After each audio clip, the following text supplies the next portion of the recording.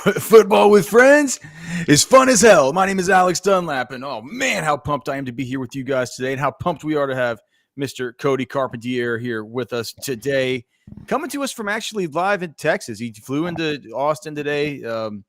Not sure if you want to tell him why you're here, Cody, or whether you want to keep it private with things the family might be doing. I don't know. I'm not going to say why you're here, but welcome to Central Texas. You're not necessarily in Austin right now, though. I flew into Austin. I'm in Temple, Belton area right now. So home of Micah Hudson, the wide receiver, that could have been. Yeah, we're here for a little. She's going through some stuff for school, so going through medical school, and it's not exactly University of Texas up here in Temple. So unfortunately, so she does go here. She'll be an Aggie, I guess. Oh, is it related to Texas A&M? Is it related? It's Texas A&M Medical. Baylor Scott gosh, in Temple. So that's the first thing that Cody's got going against him today. We were just we were just having a talk before we got on. And we'll get to the chat here in a second. But of course, look, final takes Friday, big day of final takes, man. We don't have a game, coming up, but we can still do final takes. We're just here to have fun. So Blake's gonna have all those for us. Of course, I'm gonna ask you right off the bat if you could please like the show, subscribe to the channel, but most importantly, just make sure to vote for me. Final takes, and then And then the other thing with Cody, just before we get started and say what's up to everybody here in chat, Cody actually has an unpopular take that brisket is better in Virginia than it is in Texas. So we can start with this because, like I said, I told you before the show, I went to Terry Black's in Dallas about a month ago, last time I came to town. And then I went to Terry Black's this afternoon in Austin, and I just wasn't impressed. I've always heard the hype, brisket's king. The board says brisket's king. I've always been like, that's the spot. I got to go to that spot. Dude, why didn't you just call me and tell me you were going to stop and get brisket? I would have told you if you're on your way to Belton, just go to Interstellar up there near Cedar Park, just on the way. Done. Done. I'll go there. I'll be there tonight or in the morning. But I went there, and I got one spot in Virginia. Now, obviously, Virginia's not known for barbecue and stuff like that, but there's a spot that it's called Mama's, and I tell you what, that brisket, the mac doesn't compare, the banana pudding doesn't compare, the cornbread doesn't compare. I'll give that all to Terry Black's, but the brisket, I don't know what it was. And then you ordered moist. Did you order moist outside cut? Yeah, correct. Oh God! And it just wasn't the same. It just kind of dry. Yeah, it would. Yeah, honestly, yes. Yeah, and the taste, it was just like brisket. It wasn't. I didn't think it was special. I didn't think it was over the top. So it was. I don't know. You got a bad batch, dog. And here's the other thing. I'm not sure that Terry Black's just isn't up there with Law or Leroy and Lewis or Interstellar or Franklin or any of these. It just isn't. But I still think it's very good. It's it's very good. I guarantee you went on a bad day, but people are already ripping you over. And again, I'm not saying it's bad. I never said it was bad. I'm just saying this is the place that I always go to in Virginia, and you guys know I love meat. It's like 90% of my diet, and there you go. Valentina's, I've never seen or heard of that, but I'm sure it's good. I don't know. But anyway, so maybe I'll have to have Alex come out to Virginia sometime. I don't know how the hell I'm going to get him out there, but sometime. Maybe Texas plays Virginia Tech one day. I don't know. Whatever. And I got to get him some Mamas. Maybe I'll just ship you some Mamas. How about that? Because you sent me back with some meat last time. So anyways, dude, good barbecue regardless. At Valentina's, they got this thing called the Real Deal Holyfield, which is bacon and brisket and I think there's potatoes on it, and there's a fried egg on top of this thing. And dude, here's a photo. Look, I have a photo of it pulled up. I'll just check this thing out. Dude, that sounds fantastic. That sounds like a poutine type of a southern poutine. Look at that breakfast taco. Oh, it has beans too. But that brisket they have at Valentina's is so good. Brisket and bacon and egg, dude. That's tough to beat. Yeah, dude. So good. So good. All right. We'll get you on the right track with barbecue. Very, very cocky, maybe bad take, or very, very rare help from Cody. Very bad. Very, very bad take. We have final takes. I'm so pumped up. All right. So Jay Ward. So glad to see you, my friend. He's saying he's got to get some decoys for a hunt tomorrow. Might be late for the show. Dude, Jay Ward, are you already hunting? Like, I thought it has to be like 32 degrees outside to be going duck hunting. Blake Winfrey, great to see you, my friend. Text guy too. Of course, Gringo Horn 65, Blake May, Mr. Nathan. Hammer and Javelina. It is indeed fun as hell, man. It's like, look, people are already starting to filter into the chat, man. Not bad for a Friday. We know it's how slow it sometimes gets around here. Looks like people are getting into the show. This is Jack. What is Jack Burton saying? This is Jack Burton in the Pork Shop Express, and I'm talking to whoever's listening out there. That's what I feel like I'm doing every time. I'm sure there's some kind of inside joke there with that. Ricardo V says it is indeed Flex Friday. Oh gosh. I tried to put his chat up, but I hope I didn't blacklist him from the chat. I love me some Ricardo V. My mouse here is like double clicking these chats. Blake, my mouse is double clicking the chats. I'm kicking people out. Alan McCade is saying you should have gone to Style Switch. I would have said that's fine too. Style Switch is definitely awesome. You know what the problem is, and this isn't a bad problem, is there's too many barbecue places. I don't know how you keep them all straight, because I've seen 40 pop up in the chat in the last 5 minutes, and you've told me 4 spots, and I know of 10 spots already. Like, how do you even live here? How do you hit them all? You just do it. You do it. And you enjoy it, man. It's one of the best things about living in Central Texas, man. And then that's the thing. It's like all they're talking about is the stuff that was inspired by Taylor and Lockhart and those kinds of areas, right? Right, where the hill country ends, and you get into the Blackland Prairie area. Yeah. But even as you get into hill country, there's awesome places out here that use the live oak and use a little bit of mesquite. Places like Opie's, places like Cooper's, different kind of barbecue, open pit style. But man, it's like it's really great. All right, so we have the chat, Alan Carranza. So good to see you again. And Gringo Horn is saying City Market in Luling, also really good, but that wouldn't be on your way in anywhere. I'll have to look and see it. Maybe on Temple on your way down on 35, there'll be some of those spots that you can hit. But we could talk about that later. Blake, without further ado, it's a Friday. It's time for final takes. Final takes. Here we go. No games. We don't start with the spread, but we do have some games in the future that we can make some early predictions on. Let's jump into it. Exactly 1 month away. National Championship teams / score prediction. What do we want to go first, Cody? You got it. Well, I mean, I think Texas will beat Washington. I think Alabama is going to beat Michigan, and then Alabama's going to have to come to Houston. Texas has to go to Houston. I'm not sure. It's still going to be a neutral site, right? I think Alabama's 3.5-point favorites in that spot, even though Texas beat them before. I'd be interested to hear what Cody thinks as far as that should be part of it. What do you think the line would be, and then what do you think it's going to be? So the hypothetical is 2.5 on FanDuel. 2.5 is the hypothetical line. Okay, yeah. So I mean, look at me. Another reason to vote for me. I didn't even know the hypothetical one. I mean, it just goes to show I'm on super on point. Let's see the we're both on the same game though. We're both thinking and then Texas wins in a nail biter of a game. That's an awesome national championship that everyone remembers for the rest of their lives, and we can't believe it. And it's something that's like 30-31. I like it. I'm gonna go just to be different than you, and because it's tough. Like you guys talked about this the other day on the Prize Pick show. It's tough to beat a team 2 times. It is. It's not. And I know you guys were talking about Anwar brought up like the Lions and the Bucks. It's like no, it's not hard to beat a team twice. In the NFL, you play them twice, potential 3rd time. I think it's an entirely different conversation when it's Saban. It's an entirely different conversation when it's 2 teams like this on this level that are playing each other again.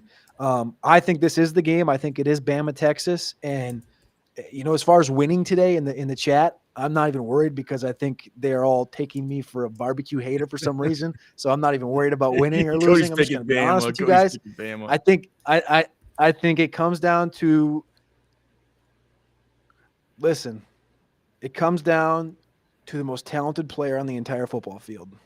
And the most talented player on the entire football field is Jaylen Milroe. That's not true. And and who's more talented on the entire football field than Jaylen Milroe? I mean, Kelvin Banks, maybe. What? Maybe. What? Who's more talented than Jaylen Milroe? There are going to be guys that are taken higher than Jaylen Milroe on the Texas team in the draft. I'm going to tell you right now, Milroe is going to be a favorite or second favorite to win Heisman next year. And if he continues to progress like he has this year, going this summer, next year, this Bama team is going to be hot next year. I'm just saying, just being honest. I think you can see an easy career arc for this, but I'm just saying the most talented player in college football next year. I think Milroe. I've tweeted this out like a month ago. I think Milroe wins the Heisman next year. Whatever. But what I'm saying is, I think that's the game changer. Is how much he's changed. I think that will be the difference in this game, and I think Alabama wins 34-30 on a late rushing touchdown into the corner of the end zone, a la Vince Young. Oh, what a you're definitely losing. I knew I just had to be honest. Definitely losing. And I just had to be honest with you. Cody might win in the villain role today. Yeah, I could just sit back. I could sit back and give miserable takes the rest of the time. Just the laziest, most horrible ones. Man, you don't even have to open your mouth the rest of the time. And you're going to win this. You hate Texas barbecue, and Milroe's going to pull a VY on Texas. But I mean, but you really you're that big on Milroe.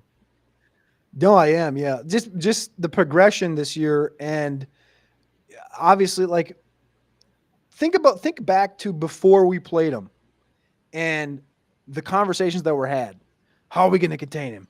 Is it going to be who's going to be the guy that's kind of that's spying Milroe? Is it going to be Hill? Is Benda going to be up? That was back when Benda was playing more. All these different things. Jody Barron's down there, and it's like you're keen on him, and then they show up, and it's I'd say top 5-6 defense in all of football. Texas is shut him down. The USF game happens. He gets benched, and it changed the entire trajectory of the football team. It changed his entire mentality. And I know the names are the same, like Jalen Hurts and Jaylen Milroe, but I've just really liked what I've seen from Milroe as far as being a leader, the moxie, the rushing ability is. But that doesn't make him the most talented player. Better than Hurts. You're saying he's more. I'm not saying the most talented. I'm not saying the most talented NFL player. I'm saying the most talented college football player.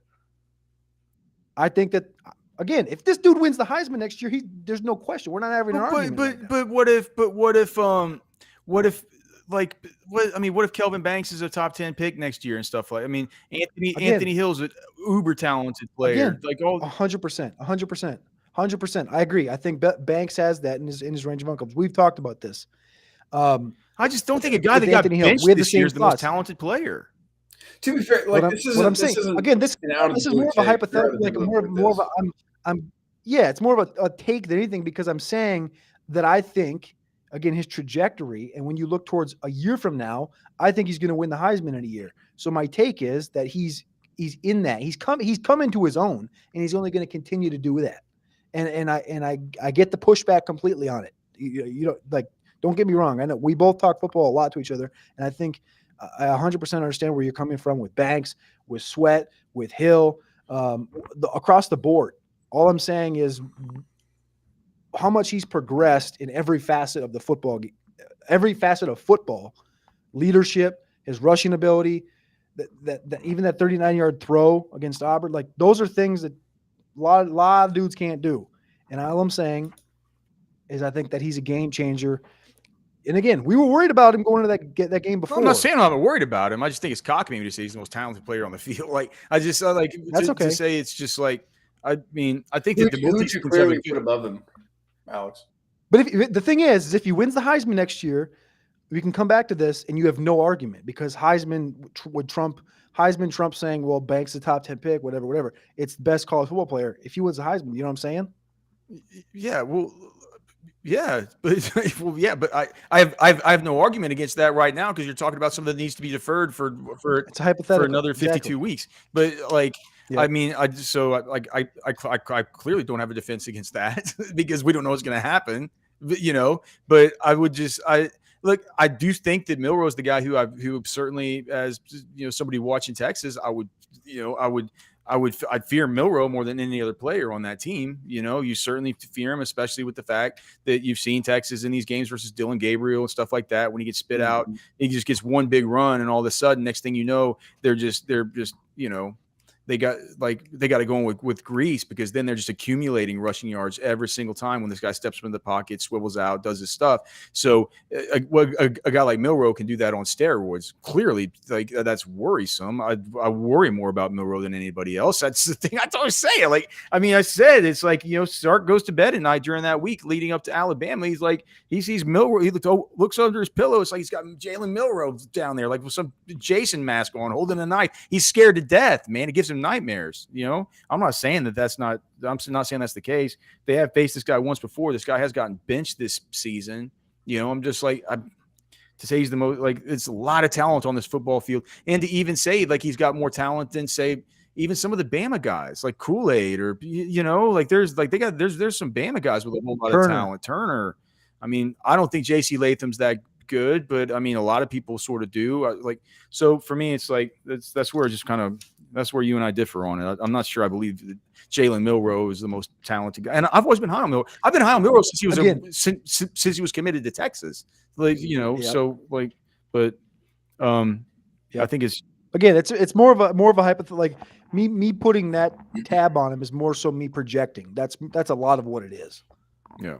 It's not saying I'm not saying he's the best today. I'm just saying I think he's the best when you like a year from now, end of his college career. Like that's the hypothetical. So I understand completely where you're coming from. Well, at least Cody has Texas going to the national championship. That could be a small point in his favor. All right. Yeah, one vote. Let's move to the next one. Rome Odunze will be the best wide receiver Steve Sarkisian team has faced at Texas, buy or sell. I'll do this one because this is one that I was thinking about earlier that I sent to Blake. And when I looked back at it, so I'm not sure that I'm not sure that this year, what's the Bama receiver this year? Burton? Is that his name? Yes. So there's Burton. I mean, there's been Savion Williams. Texas hasn't really faced any real murderers at wide receiver this year that I can think of. Can you? Nick Anderson's a freshman All-American at Oklahoma. I love Nick Anderson, but he's still got if you ever to bring him up in the comparison to Rome Odunze, again, it'd be like a projection. So, but at the current state, no, he's not on the same level. So, and then you think back to last year. Of course, they faced Xavier Hutchinson. He's not on Rome's level. They faced Quentin Johnston last year. He's not on. I don't think he's on Rome's level. Then they faced last year with Alabama. I mean, Jahmyr Gibbs was their leading receiver last year as far as reception. So I think we have to go back to the first year with Treylon Burks when they played Treylon Burks in 2021. That would be my nearest kind of comparison as far as a guy. To me, I might say Rome Odunze is going to be the best wide receiver. CD Lamb was already gone from Oklahoma, right? Oh yeah. CD Lamb because he was he was like 19. Mims went for $130 that game. Mims was good. I don't know Marvin Mims. Oh man, he's not on his level though. I mean, as far as a college receiver, it's close, but it's not. Especially from a professional aspect, I don't think it's close. Yeah, Craig Simlinger in chat makes a good point. They actually Texas has gone against Adonai Mitchell and Xavier Worthy in practice like all the time. They go good on good a lot, so they have gone against those dudes. I think Rome Odunze is going to be taken before Xavier Worthy in the draft. Based on all the projections that we see. What about Hutchinson? You liked Hutchinson against Iowa State. You always thought he was a maniacal guy at He was just in he was just, college. he was a problem. He was just a volume reception Yeah. guy. I mean, Iowa State always has these dudes that get they're tight end. Charlie Kohler would be a guy that would get volume. Now he's with the Ravens and he's not really doing much. I haven't seen much of Xavier Hutchinson yet at the pro level. Now that could change this week because we just got word today that Noah Brown looks like Noah Brown's questionable. So with Tank Dell being out now for the Texans, we could see it'll just depend whether the 3 wide receiver set involves Xavier Hutchinson or whether it involves John Mechie.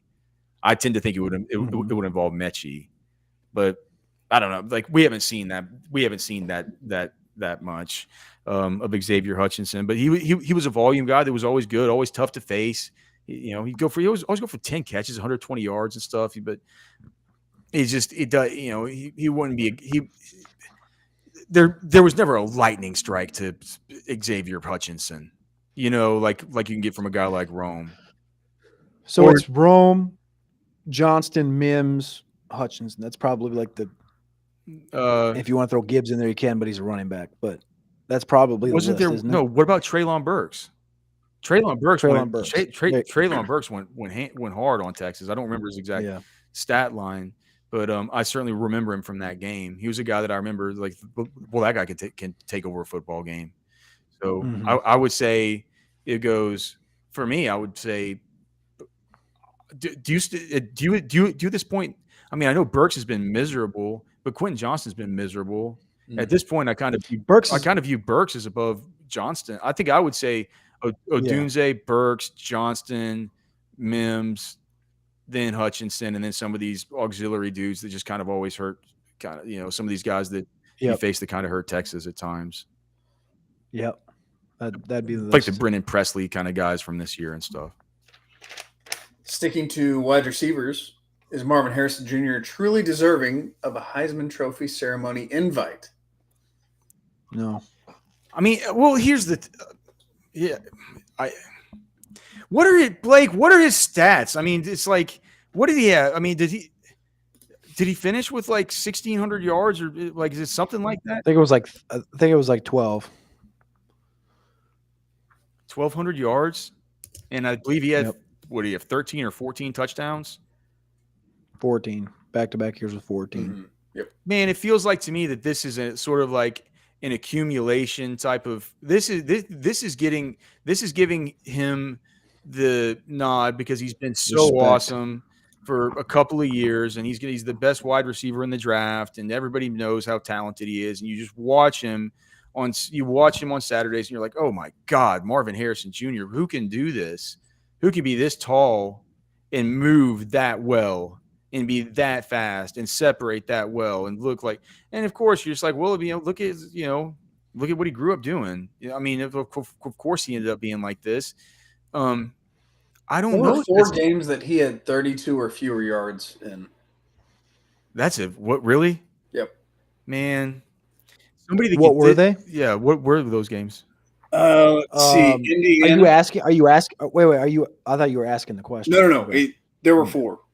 What are Indiana. they? Oh, there were 4. Okay. Notre Dame. Well, Indiana, they got all those guys out of there real early. Remember, that's when they got all their freshmen going. They won that. What game did he get hurt in? Notre Dame, Rutgers, he got hurt in and Minnesota. Yeah, I mean, do you know what the scores of those games? What was the score of the Rutgers game? Indiana was 23-3. Notre Dame was 17-14. He had 3 for 32, 0 touchdowns. That's not good. One, though. Remember? Yeah. He got hurt in that one. Remember? Oh yeah. Okay. Right. Oh, you're right. He did, and we thought it was going to be a serious injury. Yeah. And he came back in the game. Yeah. Right. I remember you texted me and I was driving. Oh God. You're like, dude, not good. And Rutgers and Minnesota weren't very close. 35-16 and 37-3. Those teams suck. So. I mean, who do you send really ahead of him? I mean, he's one of the biggest stars in college football. He's awesome. He's so fun to watch. That's exactly the question, because the only other guy with better odds than him finishing last week was Milroe, and it was massive. It's a massive drop off from Daniels minus 1,400, Penix plus 900, Bo Nix plus 2,200. Then it's a drop off to plus 10,000 for Milroe and plus 20,000 for Marvin Harrison. What was plus 20,000? Yes. To just make the but to just to not to win the award. To win the To award. win. Okay. To win the award. Because they It's know that literally those just guys those once top they three get dudes. there, they know that it's going to be a quarterback once they get there. Yeah. But That's what. Yeah. truly deserving. This feels like the conversation about FSU and stuff. Like, I mean, deserving, best player. Like, what are we doing here? I think I always thought you could have made an argument for Sweat, and like in the most realistic terms. Like, if you pull out Marvin Harrison, you can argue that there's enough talent around that offense and Igbuka and all these other dudes that just plug in there, right? Whereas, like, if you take away a guy like Sweat, what happens to this defense? It's a little different with Alfred Collins playing those reps. I think Malik Neighbors. I mean, as far as receivers Neighbors goes, was he smoked it. I mean, he had 1,500 yards and 14 touchdowns, leading all of the NCAA. Of course, he's playing with Jaden Daniels, but he might deserve a thought. Dude, man, if Jay Brooks would have stayed healthy and he would have finished the season like he did, he might have gotten a look for that thing too. Might have had a chance, especially with Texas, making the playoff as they did. Alan McCade said, "Don't forget about Penix. Don't forget about Penix's barf box." I can't believe, dude. I'm not sure. I'm not sure I believe that whole thing. I'm not sure I believe the whole thing about that. It seems really cockamamie and weird, man. Because I've seen him overdoing stuff like that a couple times. I'm not sure I don't know, man. I think it's just nerves. You think he just goes over there just to like breathe or something? I don't know. It's funny. They're saying it's a barf box though, so it's like it's the first. I love that. It's the first time that I've ever heard about that, man. Look, it isn't our first final takes, and it's not our last final takes because we got a whole bunch more that we're going to get to. Blake, we're going to do that next. I'm assuming we get number 2 next, and I'm assuming obviously that would be Washington, unless they want to get kooky and go to the bottom and like give us 6. But I'm assuming we get number 2. Oh, they're going to say it and then cut away to Harbaugh. They cut away to Jim Harbaugh watching, and now we see the clap reaction in Indianapolis. So we are really slow burning this one. Michigan's won. Jim Harbaugh is clapping and sending someone to all 3 of the prospective Harbaugh had opponents. the signals before the announcement was ever made. Like, yes, he did. Knew. Yeah, well He played. hired someone to be in the room, to buy a ticket to be in the ESPN production room. The number 2 team we would assume is next. It is, and it's Washington. All right, there's no shock. 2 undefeateds, 2 that we knew if they're undefeated and they win, they get in. They're in. Michigan's in the 1-4 game. Washington is in the 2-3 game. DeBoer and his crew, well-deserving, like Jason said, beat Oregon twice. Now, this may be Texas next. This may be the moment, Texas fans, you've been waiting on, because number 3 would be next. Number 3 is next. If it's Texas, then all this hard work, this is why you lift those weights. This is why you do all that and shit. Washington's not having a party, so we don't have to do the cutaway shot. Exactly. Could it be Texas? Could it be Texas at number 3? It's got to be the next thing they announce. This could be Texas. Or is it going to be Bama? Or is it going to be Florida State because they're undefeated and they're really weird and they're going to put them at 3? We'll see. Michigan won. Put Georgia Washington 5. Texas is in. Texas is in. This just in. Texas is in. They are the 3 seed. Texas and Washington will have a rematch. It's probably, well, I don't know if it's going to be Rose Bowl or not. We'll have to, it may be Atlanta. That's going to be a fun game. That should be a fun They're game. in. They're about to show the reaction. They just went crazy. Phones are being utilized in Austin, Texas to video and take pictures. Things are being thrown. Anwar Richardson is probably being pushed and pulled. Steve Sarkisian is looking very excited. Texas is in. Congratulations, Longhorn fans. You put on the show you needed to put on. The Undertaker gave viewers a belt, and the committee couldn't say no to you. No matter what you're needing, Specs same-day delivery can save the day with our Specs app or online shopping. From world-class wines to hard-to-find spirits and craft beers to gourmet foods, delicious snacks, and spectacular sweets. It's Specs. Cheers to savings. Oh yeah, oh man, we're having fun here on a big Friday. We're starting to get the chat rolling in, man. Everybody's getting off for the weekend, but we can't thank you guys enough for even coming here on a Friday with us to hang out on Football with Friends.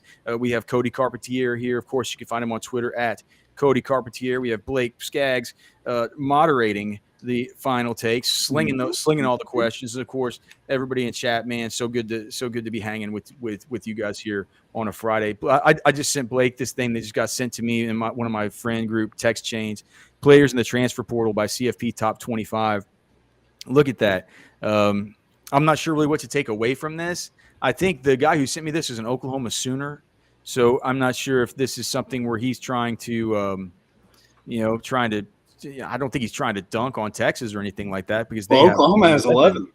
I kind of think also. I think it's a little bit of a sign of a healthy program that you got guys that are having to get the heck out of there in the transfer portal, right? They're saying they're saying, oh man, I've been recruited over. This guy is younger than me, is so much more impressive, or all the rest of it. Of course, today we have the news of Isaiah Nair entering the portal. That was something. I'm not saying. I'm just saying. We've been kind of talking about that a little bit around It's here. unfortunate. But yeah, man. So Texas now, I believe. But wouldn't that put Texas up to 7? Maybe this doesn't include Nair, because what is there? Yeah, I think you're right. Wait, okay, let's go through them, right? So Casey Kane, Nair as far as the wide receivers, and then Sawyer Gorham Welch, and then Larry Turner Gooden, and then who's the other? What's there another? Oh, Jalen Catalon and BJ Allen Jr. Xavier Bryce. Who am I forget? Xavier Bryce, 7. Yep. So actually, Texas is at 7 now. Now that we look at with Isaiah Nair, 6 pending Nair. Yep. So I don't know who has the most on this list. Ohio State and Kansas State both with 14. Somebody has actually 16. NC State has 16. I can't tell who that is. NC State has 16. Kind of blurry, and I'm not sure. What is what is NC State's logo again? Wolfpack. Oh, the Wolfpack. That's right. How does that is that supposed to be a wolf? My eyes are going bad, man. That's a weird looking thing. It's one of those really old style logos. Oh, okay. Yelling. Yeah, I can see now. With the sailor hat kind of deal. Okay, Wolfpack. It's kind of like Hacker's saying, man. It's just a sign of a healthy program, man. You kind of need a little bit of turnover. It's like the sea, right? It refreshes, it makes new, takes it in, pushes it out. It's like it's what you do. All right. Specs, wine, spirits, and finer foods. World-class services, of course, always about you, man. Thanks to Specs for sponsoring all the shows here across the channel and sponsoring the Specs chat line, man. We appreciate those guys, and certainly giant Specs customers around here. I probably go to people in the chat are like, why is Alex always going to Specs? I'm like, geez, why am I always going to Specs? Why aren't you going to Specs? I like tequila. What can I say? But yeah, thanks so much to Specs, man. Support them because they definitely support us. All right. Yeah, quick check. I think I know where y'all are at on this one, but we'll go ahead and ask it. Is there another team you'd rather face in the first round than Washington that's in the playoff? No, No. I don't want to. No, I don't want to I don't want to play Washington either. But I mean, it's like you got to play somebody. Oh, I forgot about today's topic. Something your dog destroyed. Is there anything you guys have? Like today, I come back home. I have this dog. This an outdoor dog. I figure it's gonna be fine, man. Like, what's he gonna destroy? He's out there just watching the chickens.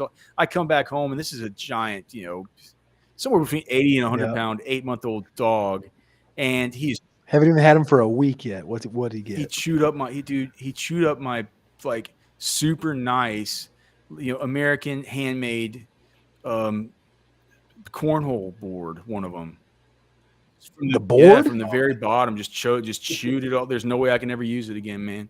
It's like this dog. I'm just like, how did you even do that, man? It's like I didn't think leaving. That's like, what's he gonna do next? Chew up a chair or something? Like, but yeah, it's the whole cornhole board. It's really nice, made out of real wood. It's like, my wife got it for me for Christmas one year. It's super expensive, but at least I have the other board I can throw it to. But if I need for two people to play, it's like I'm dust.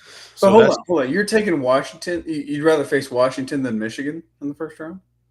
I think so. Michigan's that's a good team. It's a tough out. I do think that Texas probably matches up a little. Well, I mean, now that you say it, Blake, I mean, Texas probably matches up a little bit better. I think a lot better. I think Washington, in the way they can throw the ball deep is like the biggest question mark challenging the Texas secondary. But I think Texas against Michigan would be a great matchup. I think Michigan. That's a good point. I mean, maybe I'm just thinking Michigan's the better all-around football team. I'm not convinced.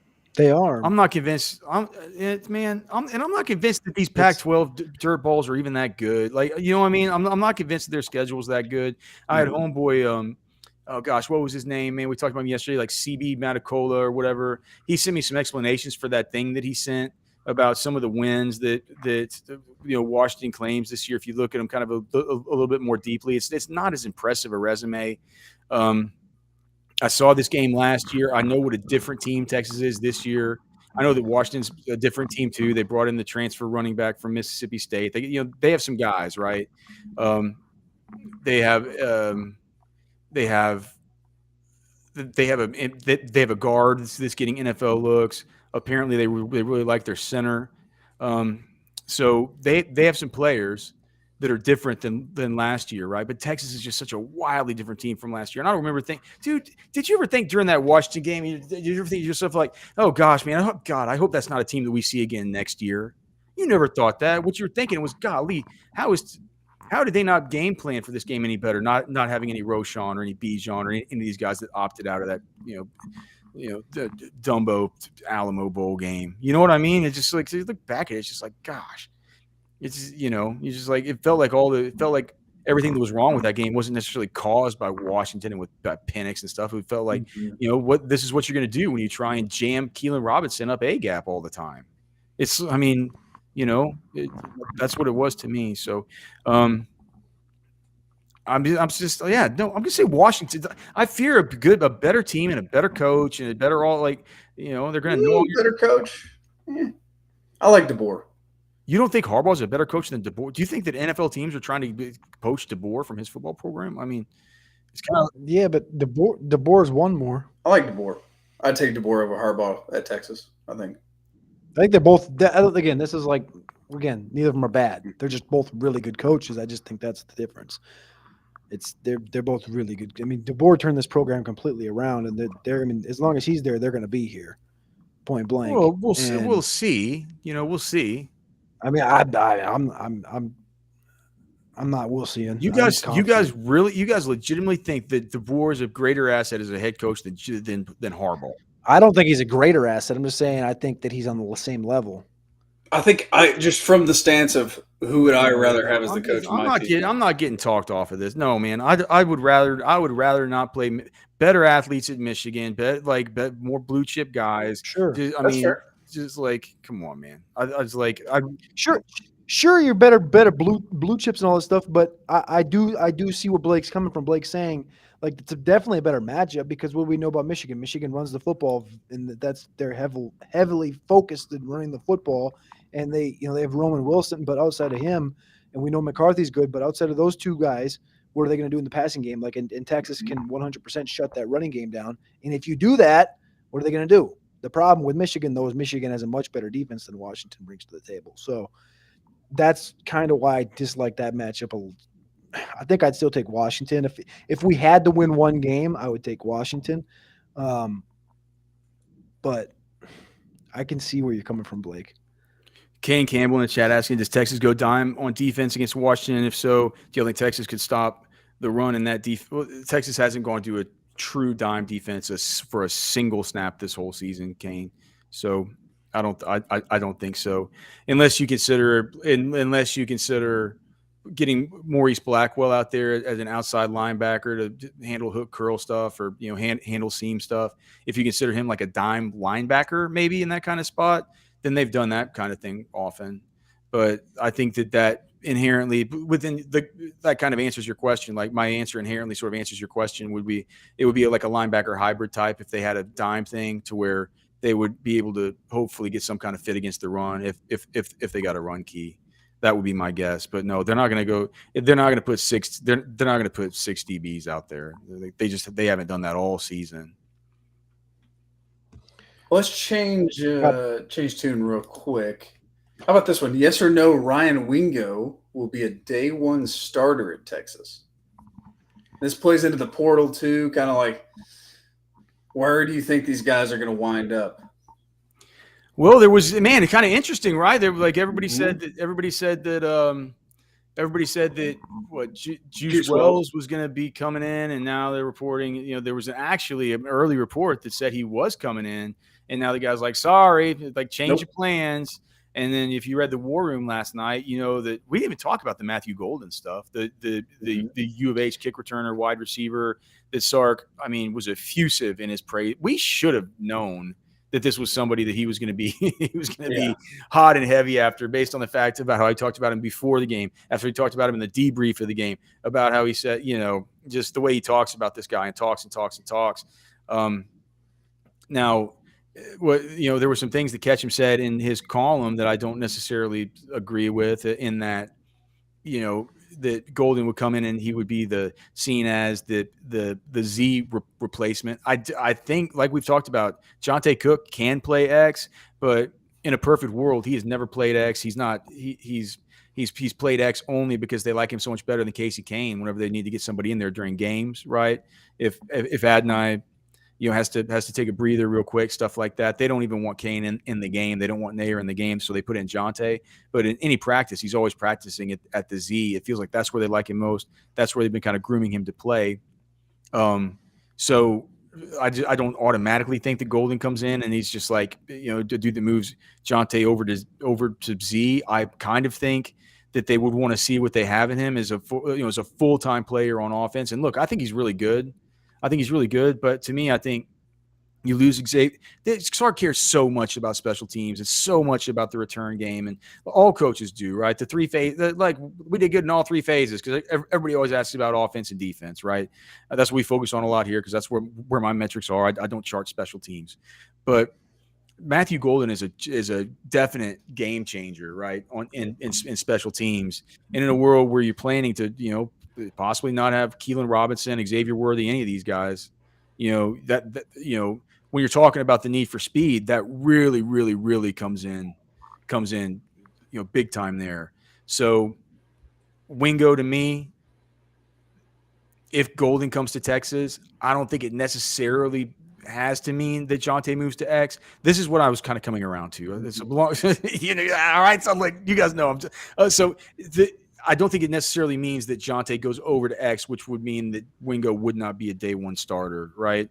I also think that they're still super live for any of these other guys, right? I still think that they're live for a bunch of other dudes, right? Just because Juice Wells isn't coming in doesn't mean that they're not going to get him. He's played plenty outside. Deion Burks played plenty outside. There could be other dudes that we don't even know about, right? So I'm going to say off the bat, I think that enough will get done via the portal to where Wingo will not be a day one starter, but have more of a Jonte Cook type of role in his first year. But with that being said, I want to put the caveat out there. I could very easily see him being a day one starter, especially if they don't get, you know, at least two portal wide receivers. Have you seen this note? Yeah. Okay. So yeah, VPC SoCo. We should have talked about this before. And thank you so much for the super chat, brother. We definitely appreciate it, man. If you guys have questions, ask away. We certainly appreciate super chats, man. But dude, it's Friday, man. It's Ask the Boys Anything. We're here to have fun.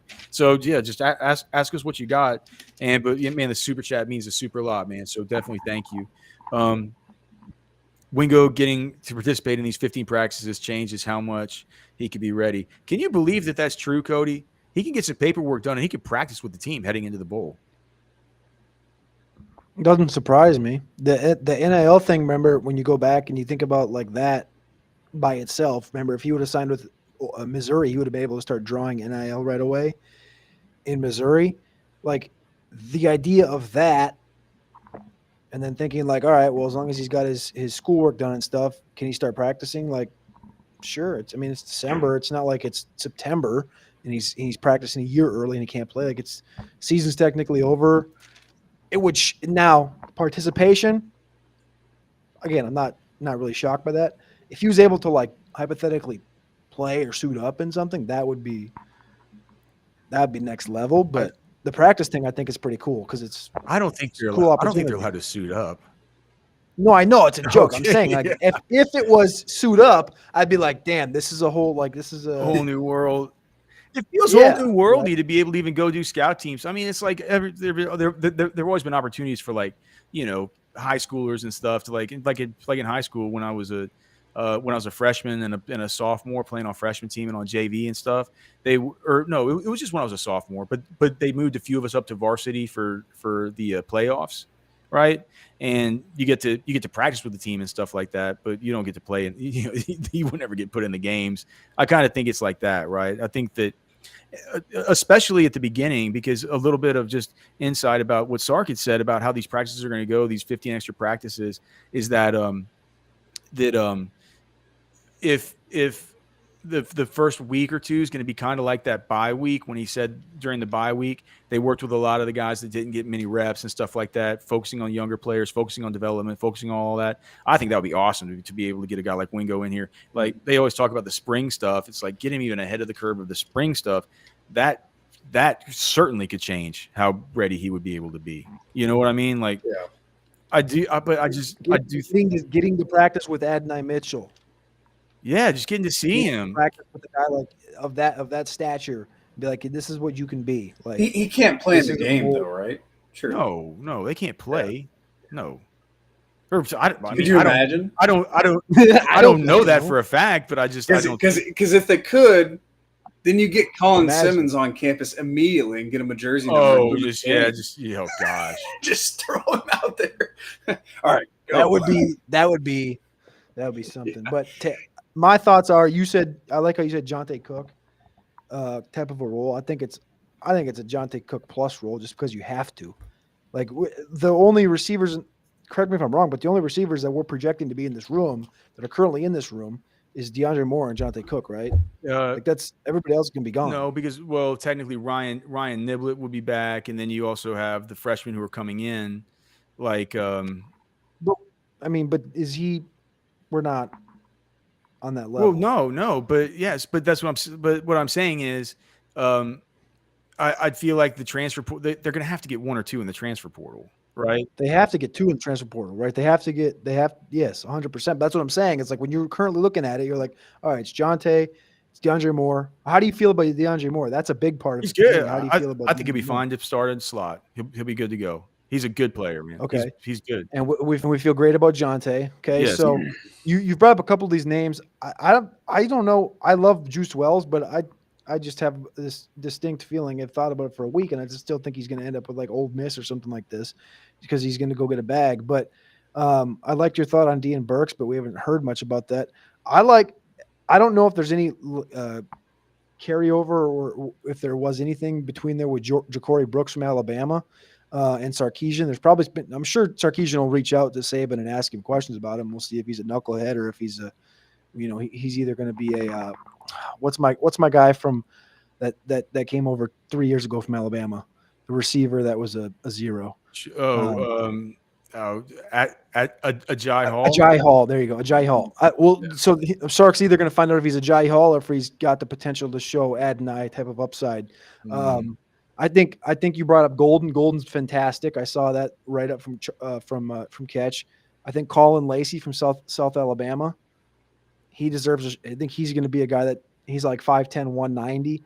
And then if you're looking for a big guy, like if they don't think Wingo is going to be ready, Ja'Cory Brooks I think is 6'1", but Bo Collins from Clemson 6'2", I think 210, and he's shown when he's healthy he can be a guy that you can trust and believe in. So like those are some names that I kind of think of. But again, if you don't get somebody of that high caliber, then I think 100%. Like what was, again, I don't even know offhand, what was the you probably don't have the deep dig up right now, but what was Jonte's snap share this year? Did he have 100 snaps, 120 snaps? 98 snaps. Yeah. 98, yeah. So, I mean, 12% of snaps. 12%. So, yeah, I mean, you got to be thinking of Wingo north of 20, like 20, 25% minimum. Like as far as need, like you're going to need a guy like that. They didn't need Cook this year, right? I think it's just hard to know without the transfer portal stuff, and it's hard to know because people are asking like about Barry and Brown, and like, would you see Barry and Brown as a guy that would play in the slot, or do you think he could be outside, kind of Deshaun Jackson-y sort of kind of guy? Like, how do you see that? I don't really. there are different types of like outside field stretching types of players. It doesn't always have to be your big Mike Evans, AD Mitchell, AJ Green type of X. Not saying those guys are. I do think that AJ Green's a little bit like Adnan. I don't think he's like Mike Evans. Let's just be honest, dude. The answer is Evan Stewart. Evan Stewart. I told you this. But Texas ain't Wingo and Evan Stewart, dude. You don't think Stewart would come here? No, I'm not sure. I'm not sure how much the NIL guys are after him. Mhm. It's just it is what it is. I'm not sure they're that after him, man. I would be. I mean, ever since I saw him at his high school summer 7-on-7 stuff, he's the kind of guy that out there in that 110-degree heat, dude. He's the kind of guy that can make you think like, God, man, I'm glad I came out to see this. It's like easily, of course, like there's no Adnan, there's no Tez Walker, there's no Keon Coleman in this class. Like as far as these transfers go, like Wells is good, but he's not on that level. Like none of these guys are on that level. To me, it's Burks, man. Deion Burks, just get him. You don't think that Deion Burks is a like? I guess, man. I guess I'm on an island here. Nobody's with me on this. People want to talk about Juice Wells and Matthew Golden and stuff. No one wants to talk about Deion Burks. And I want Colin Lacey. Well, I need to go watch more Colin Lacey. And what is he? The South Alabama? Is this South Alabama guy like another Jalen Tolbert or Jalen Wayne? Is he better than these guys? He's not the same stature as either of those guys. What is he? He's like 5'10", 190. Those guys are both 6'2". And like 210. What's he doing leaving South Alabama? Now Jim Nagy doesn't have to give him the automatic invite to the Senior Bowl. He wants to. I'm sure he wants to bag. South Alabama guy every single year, dog. He's seeing those guys. He's seeing the Waynes. He's seeing Tolberts. He's seeing all these guys go, and then like not really get opportunity, not really get draft capital. Like think about it. If you're Lacey, you put up 1,300. You're like, okay. I don't know. Again, I don't even know what his range is right now. I think he's like the 20th best receiver in the portal on 247. But like if he goes to a Houston, he put 1,400 at Houston. If he goes to like a Rock Chalk D1, a big school, and he puts up 1,000, like that's big for his draft capital. He can put himself in a real conversation. Do you think that this would be an appealing thing for Malik Murphy? Jack Burton says turn him into a wide receiver. Maybe Malik Muhammad. Well, he's fast, but Coach, why you keep flexing me out? I want to play quarterback. Why you keep throwing me the football? I like Manny Muhammad too much at corner, man. That's great. Did y'all have any thoughts on Barry and Brown? Obviously, the guy that we've talked about. They were on him like it didn't happen last year. It's not going to happen this year. He was clocked at earlier this year. He was clocked at 22.6 miles per hour on a kickoff return. That's almost Tyreek Hill speed. It's faster than any speed Tyreek has run this year. I thought no. Yep. Didn't Tyreek have one at 23.1? 22.01. Was that so? The 23 miles per hour was from last year. Yep, that's correct. Wow. This is a random. I like this one. You gonna watch Army Navy or Westlake North Shore if you had the choice? It is. This is one I sent. It is Westlake North Shore, right? Like you double check that, right? That's the semis. Double check. Just. I assumed you knew Westlake football and knew who they were playing. Yeah. Well, I am a Shaps alumni that doesn't always root for them. My kids are in the Lake. Well, my kids are in Lake Travis ISD, so it's like whenever the Battle of the Lakes is on, I got a whole family of people Lake Travis stuff. Even though my wife is an administrator at Eanes ISD for Westlake, so she's a fan of both. But I got Battle of the Lakes was last week, right? Yeah. Okay. I think it was 14-21, and I think that they went on to play North Shore. Yes, that's correct. Okay. Correct. And that's at 3 p.m. I think that's the same time as Army Navy, so that's what I was thinking. What are you watching? Of course I'm watching the Shaps, dog. Like, yeah, man. I'm gonna watch Westlake North Shore. I don't get to see him enough. I don't get to see him as much as I would like to. And Army versus Navy, I saw that, dude. There's more tickets on Army, but like 90% of the money's on Navy as an underdog. I'm not exactly sure what those. Do you have any takes on that game at all, Cody? Do you even? I know Bill Belichick's going to be the game day guy. That's all I know. The game day guest pick. I don't know nothing about anything else. I'm probably going to watch game day, and I ain't going to watch a lick of the game. Yeah. Well, are you going to watch the high school game? No. Well, I mean, we're going to be doing serious. I was just curious. yeah. So we'll just get it on this TV during the yes. Oh, Yes, I didn't know you could get on. If you can get on Totally TV, we'll watch watch it on TV. Yeah. Oh, dude. I mean, come on. Westlake versus North Shore? Of course. Another either I or. I didn't know if you had Westlake TV or not. You don't got to have Westlake TV to watch the big boys play. More fun event to cover: the Senior Bowl or the NFL Combine. This is such a good one that I came up with. It's really hard. Byron and I have had this conversation a million times. Now I've covered the Senior Bowl with Cody and the Combine with Cody for what is it, 2 or 3 years? That's 3 years. I don't know. This will be 3, I think. There's just I don't know. Whatever. It doesn't matter. It's been enough. I can't remember. This will be year 3. It's tough. More right, fun. so Define more fun. Like what's more fun? What's What more do you fun do? to cover? The show's or fun what's as more fun hell. to- Like what's our more jobs fun are to be at? like, dude, this is our jobs. This is fun as hell. Like this is what we do for our jobs. Yeah. Like this is fun. Like we're here to have fun.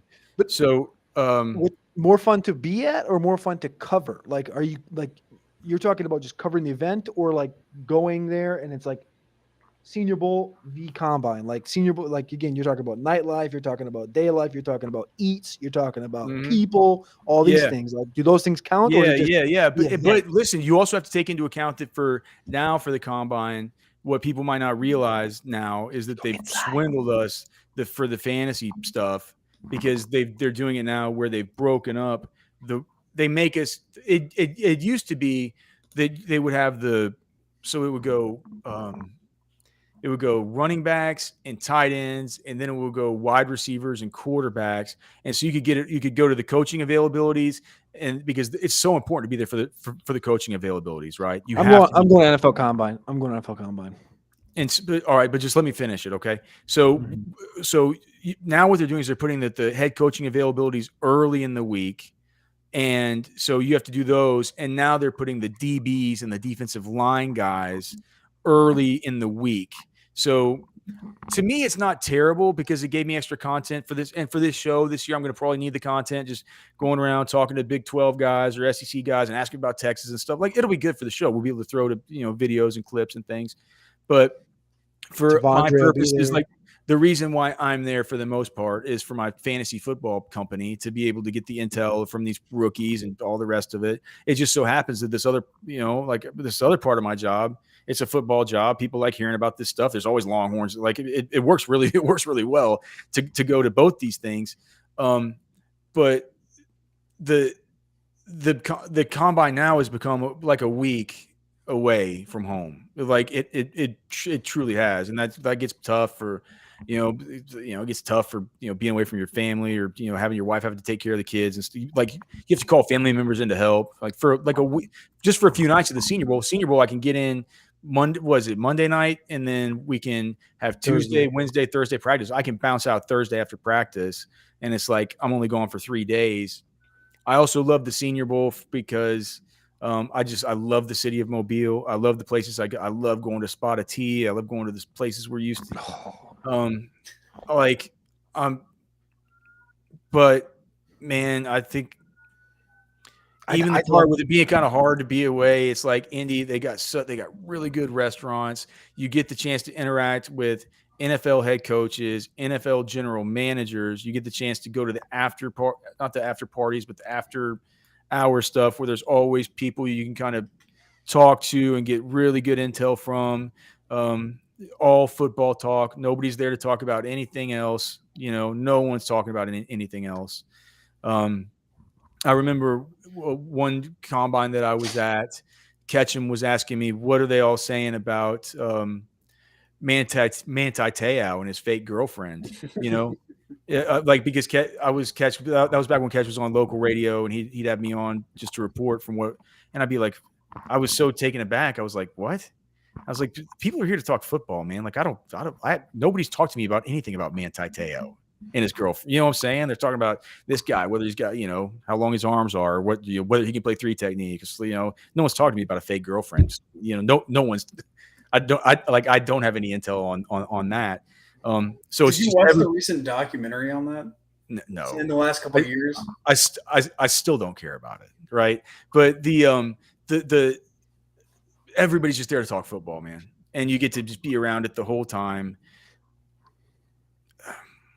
Gun to head. This is hard. I mean, I love the Senior Bowl, but I I think think in a hard place. I think it's the combine in Indy, and I'm going to say it like that because I'm not sure it'll be the combine when it starts moving from city to city. Bingo. I think as soon as it goes somewhere else, the answer goes to the Senior Bowl. The Senior Bowl is awesome. Everything the Senior Bowl has is amazing. My only thing would be when you compare the two events, and you just portrayed everything great. The only difference I think is kind of what you said in how fast the Senior Bowl can go, is that it's only really like, you get up in the morning, you go and do interviews and stuff. The interviews are very short. It's like 20 minutes. They switch groups, 20 more minutes, and then we're kind of off for a little bit, go to practice for a couple hours, and then it's kind of done. And you kind of on your own to go find stuff to do. Whereas like the combine, and again, that's only Tuesday, Wednesday, Thursday, and then it's done.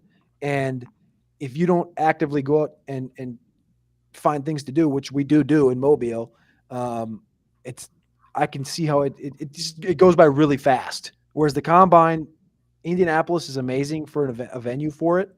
Being able to now go into the stadium to watch the workouts, the nightlife, the food, and I think just the longevity of and I know you don't like this because it's how many days it is, but more for me like the longevity of the event indoors. So like the interviews are running for 6 hours, and if they maybe 8 hours on a couple of those days, and then it's like, oh, you have a couple breaks, you go up and write a little bit, you come back downstairs. It feels like you're not in an office per se, but you're like it's like you're there for an 8 hour shift. You settle into more of a work routine, but it's fun. It's fun. Yeah, but it's fun, and I think that's why I would take the combine, because it's literally like 8 hours of consecutive just like adrenaline flow where you're in there, you're like, hey, T'Vondre Sweat, who's the most difficult player you played against this year? And he's like, oh, this Sal up in Kansas State, this Cooper Beebe guy, and he'll give you thoughts there. And then you can run over and you can be like, hey, Bryce Young, why are you so short? And it's like there's just like or no, it's like coaches. No, it'd be like you get what I'm saying. It's just there's just like avenues of so much conversation going on at the same time.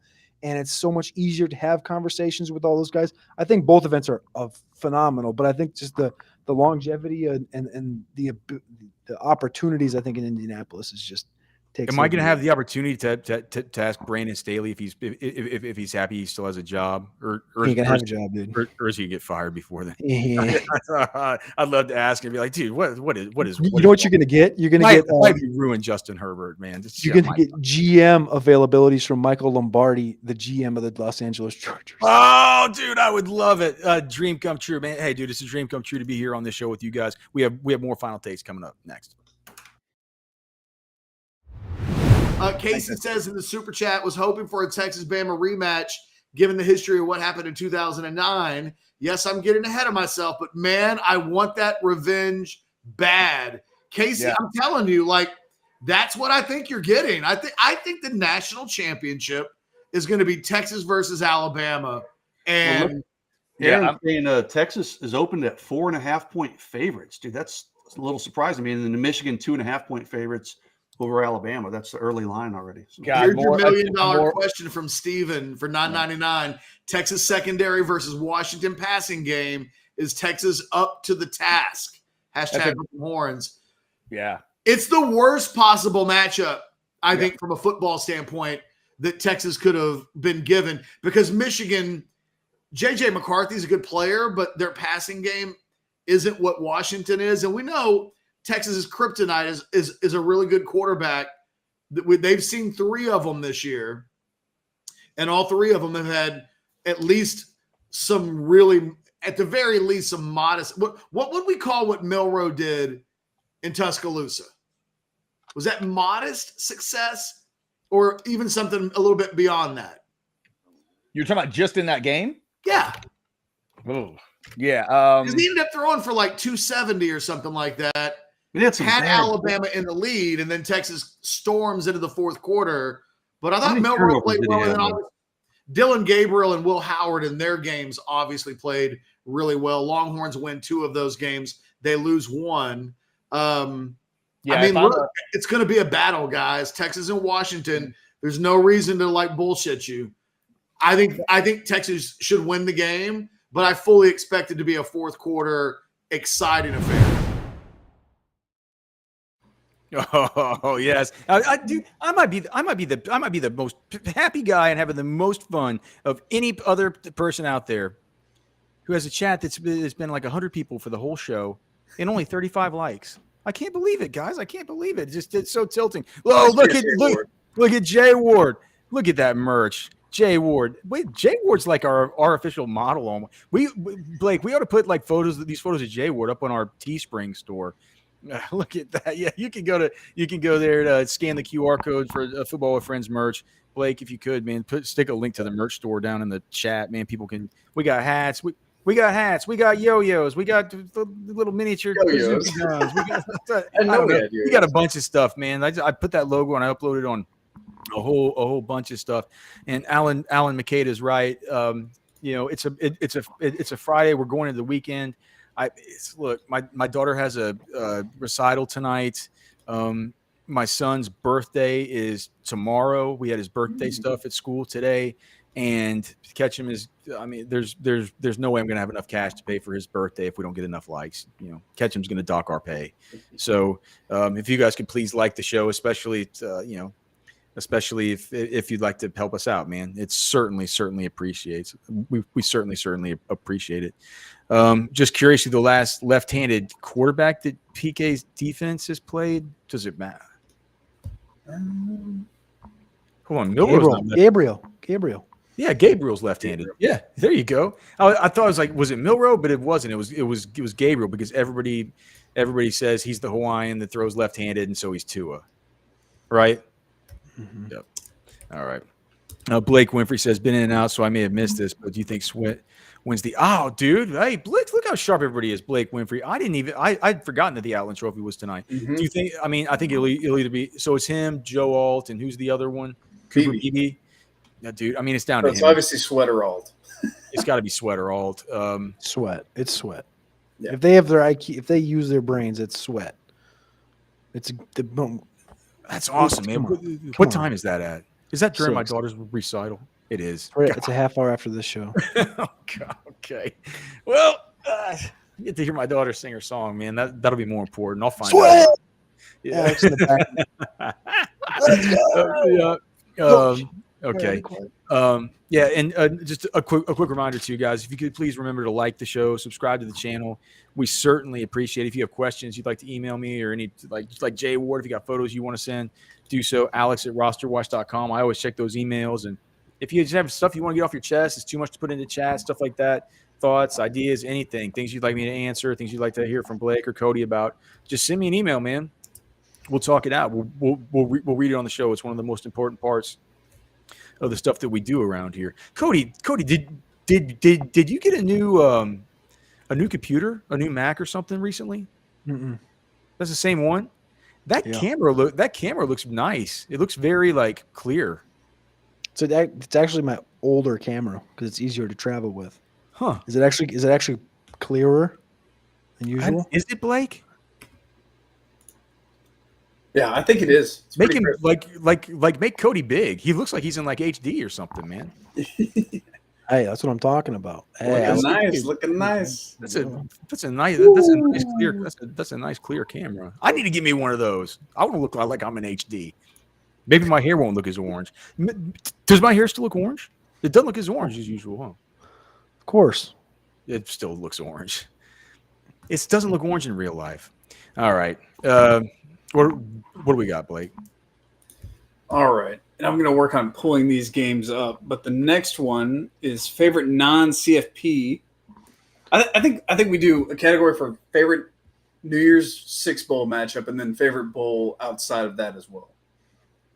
Okay. Does Texas game count as a New Year's Six? No. Oh. Keep CFP out of it. So what are the new? So it's FSU. And Technically, Georgia? it is. Technically, it is a New Year's Six. But let's leave CFP out of it. Okay. Well, then, so it's how many? 4. Liberty, Ducks, Liberty and Oregon. Mm-hmm. No. Georgia, Florida State, Ole Miss, Penn State, Missouri, Ohio State. Those are the 4. Man, I was reading this thread that somebody put together. You guys should check out this thread that somebody put out about Elijah Drinkwitz, or is it Drinkwitz? Drink. Treat. About the Should be drunk. they're saying like they showed his record. It's like 5-7, 6-8, 5-7, then 10-2 or whatever he was this year. Just how would and they said that it's probably they probably played. They did an analysis of the schedule, and they said it might be the weakest schedule in the history of college football. It's like their schedule was absolutely miserable. I'm not interested in seeing. Maybe Cody, you know about Liberty? Like Ohio State, aren't what? I think Cody might. Oh, Cody, I think your might mic have cut out. I think you might have got your mic out. Okay. Check. Let's see. Okay. I mean, I get, which one I guess I'm going to want to watch? I'm going to want to watch FSU versus Georgia just for the narrative stuff of it, right? Let's see what is his name? Rodemaker. What's his name? Rodemaker? Yep. If, like he has a whole month to get ready, what that looks like, and if they're going to have the UCF parade on their campus, the fake national championship parade if they end up beating Georgia, which they absolutely will. Because it's interesting to see how many guys back out of that game too, and what's left. Yeah, is it Johnny Wilson that's already said he's not going to play? Oh, real? So there are already guys saying that they're like, screw this. I'm not really even in a New Year's Six game, huh? I think so. Man, that's tough, dude. They're probably going to fall apart, and it's probably not going to be that. Probably not going to be that good a game. I like Penn State, Ole Miss, just because I like watching the Penn State. I'm going to love watching all these games, dude. But is Texas the last game of the night? Yep. Texas is the nightcap. Yes, 8:45 Eastern time. 7:45 Central, I think. Yeah. Oh man, you think the board's gonna be nice and toasty by then, Blake? Oh. Can't even imagine. After a full day of games and the first semifinal, lot of whole lot of grilling out. Here's some of the other bowls. The Bobcats playing in a bowl for the first time ever against Rice versus Rice, so they're favorites. But I do know my favorite non-one. That's it right there. What is that bowl called? A&M and Oak State. The Texas Bowl. Yeah, I want to watch A&M Oak State. I just it's just hilarious to me that it's the off brands of each state playing in their own Red River game. It's just they were calling it the Dollar General Bowl on House Divided today, and like the discount rate bowl, or like the B team Red River rivalry or something, right? The Little Brother Bowl. The Little Brother Bowl. Yeah, so that's by far my favorite. That's what about Arizona, Oklahoma? And that's the one I was gonna say. That's a good one.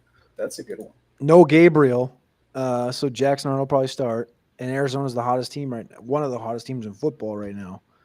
And it's the Alamo Bowl. So obviously Texas played in that last year, and Arizona's one of the hottest teams. Arizona beat Oklahoma. How's Oklahoma feel after that? That's kind of one. I don't love really any of these games, to be honest with you. Louisville USC I think is interesting, just because I think Louisville has a chance to dust USC, even though they're not good. When Mom says we have Red River rivalry at home, it's just you can't. Oh man, it's so good. Where is that? So, but that is in the Alamo Bowl. San Antonio, yeah, Alamo Dome. But it isn't the Alamo Bowl anymore. Yeah, it's Alamo Bowl. It still is. Okay. Still is. Yep. Yeah, man. That's the one. Did you? What's your power? What's your? You want the Ole Miss game, or which game are you picking for that one? No, FSU Georgia. Okay, I'm gonna go Oregon Liberty just because I want to see Oregon put 70 up. All right, fair enough. Yeah, I was looking over the bowl matchups today, and here's the thing: they're gonna these are gonna turn out to be fun. You know what I mean? They look on paper, you're like, man, but then you're gonna watch them and you're gonna identify some prospects that you like, and storylines will develop throughout the course of these games, and they'll come down to field goals or overtime. And you'll be glad you watched them. But I do agree. You look at them, you're like, man, this CFP's got a lot of sizzle, man. I don't see too much sizzle with all the rest. Bowling Green, Minnesota doesn't get you off, or what?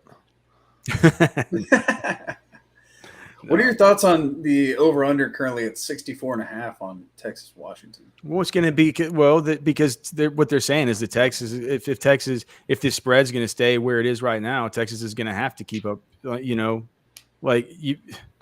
is going to have to be this is going to be a game of this isn't going to be a slug it out. You know what I mean? I don't think that this is going to be one where Texas defense at some point is probably going to come in to have to step up and save the day, but I don't think it's going to be something that through the course of the entire game where one defense dominates the other offense. It's just not how these two teams are going to interact, and so I just think that that's probably what that line. That's a pretty big over. What's the number again? 64.5. Do you know how many games the Texas has played that have finished in over 64.5? I can get you that here in just a second. Betting trends. Zero. Oh, wow. Zero. It's going to have to be that kind of game. 64 was a Texas Tech game. 63 was a Kansas State game. 33-30. Totals have gone over in one of Texas's last 5 games. Oklahoma was 64 as well. Looks like the early betting number. Alex, you could probably pull your numbers up too, but it looks like 55-45 as far as the bet percentage goes so far in public bets. What about the money? Washington. I'll look it up on Cockamamie PFF. Hold on. PFF Green Line has it. So, gosh, I gotta go. Oh, gosh, I gotta scroll way down. Texas didn't play until late in this thing. They got the last game. They don't have Texas on Cockamamie PFF. It ends at 1 p.m. They don't have it unless can I skip to the next page or something? You got to go to the next page, the championship page, like the good teams. Oh, NFL. No, it says PFF games. It doesn't give me a. Hold on.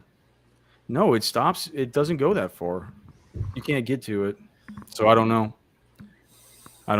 We'll figure it out at some point, but it doesn't. I like the number to answer the question. I like it at 64.5. Now I'm super curious. And I'm tilted. I don't think I want either side of it, to be honest with you, but I like the number. I think it's a strong one, just based on what you've seen from Washington as well. Both the games against Oregon, they haven't. I mean, Oregon doesn't obviously have the defense that Texas does. I don't think Washington does either, but I do think if they try to run the ball, I don't. The number that stands out to me when I think about all this is 1.5. 1.5 what? Well, Val Garcia is gonna sell your house for just a 1.5% fee if you tell him that you heard about him on Football with Friends. But hey, listen, Val's gonna sell your house for free. If you work in the ministries, if you work in education, Val is gonna sell your house for free. So 0% agency fee, nothing. If you're in the DFW area and you need to work with one of the best. I mean, one of the best. And I'm talking to dude. I know Val Garcia. I text with Val Garcia with my sponsor. This is how it works with people who sponsor this show. These are my friends. These are people whose businesses I care about. These are people whose success I see as my own success, right? And Val Garcia, we've been very successful working with Val Garcia. We're going to continue to because Val holds up his end of the bargain. He's an incredible realtor, and he's going to sell your house for half price. Look at Val. Look at Val Garcia. That's the smile of a man who's going to save you a ton of money. You don't have to work in education or in the ministries and be in the DFW area. He's going to sell your house for half price, 1.5%. They generally charge 3%. We're talking about him saving you $10K, $15K, $20K, $20,000. Could you use $20,000? Could that be something that could come in handy around Christmas time next year or spring break for a nice vacation with the family? You can do whatever you want with that money. And you come out of the end of it with a great relationship, a great friend with Val Garcia. He's top 25 in the whole DFW area. He is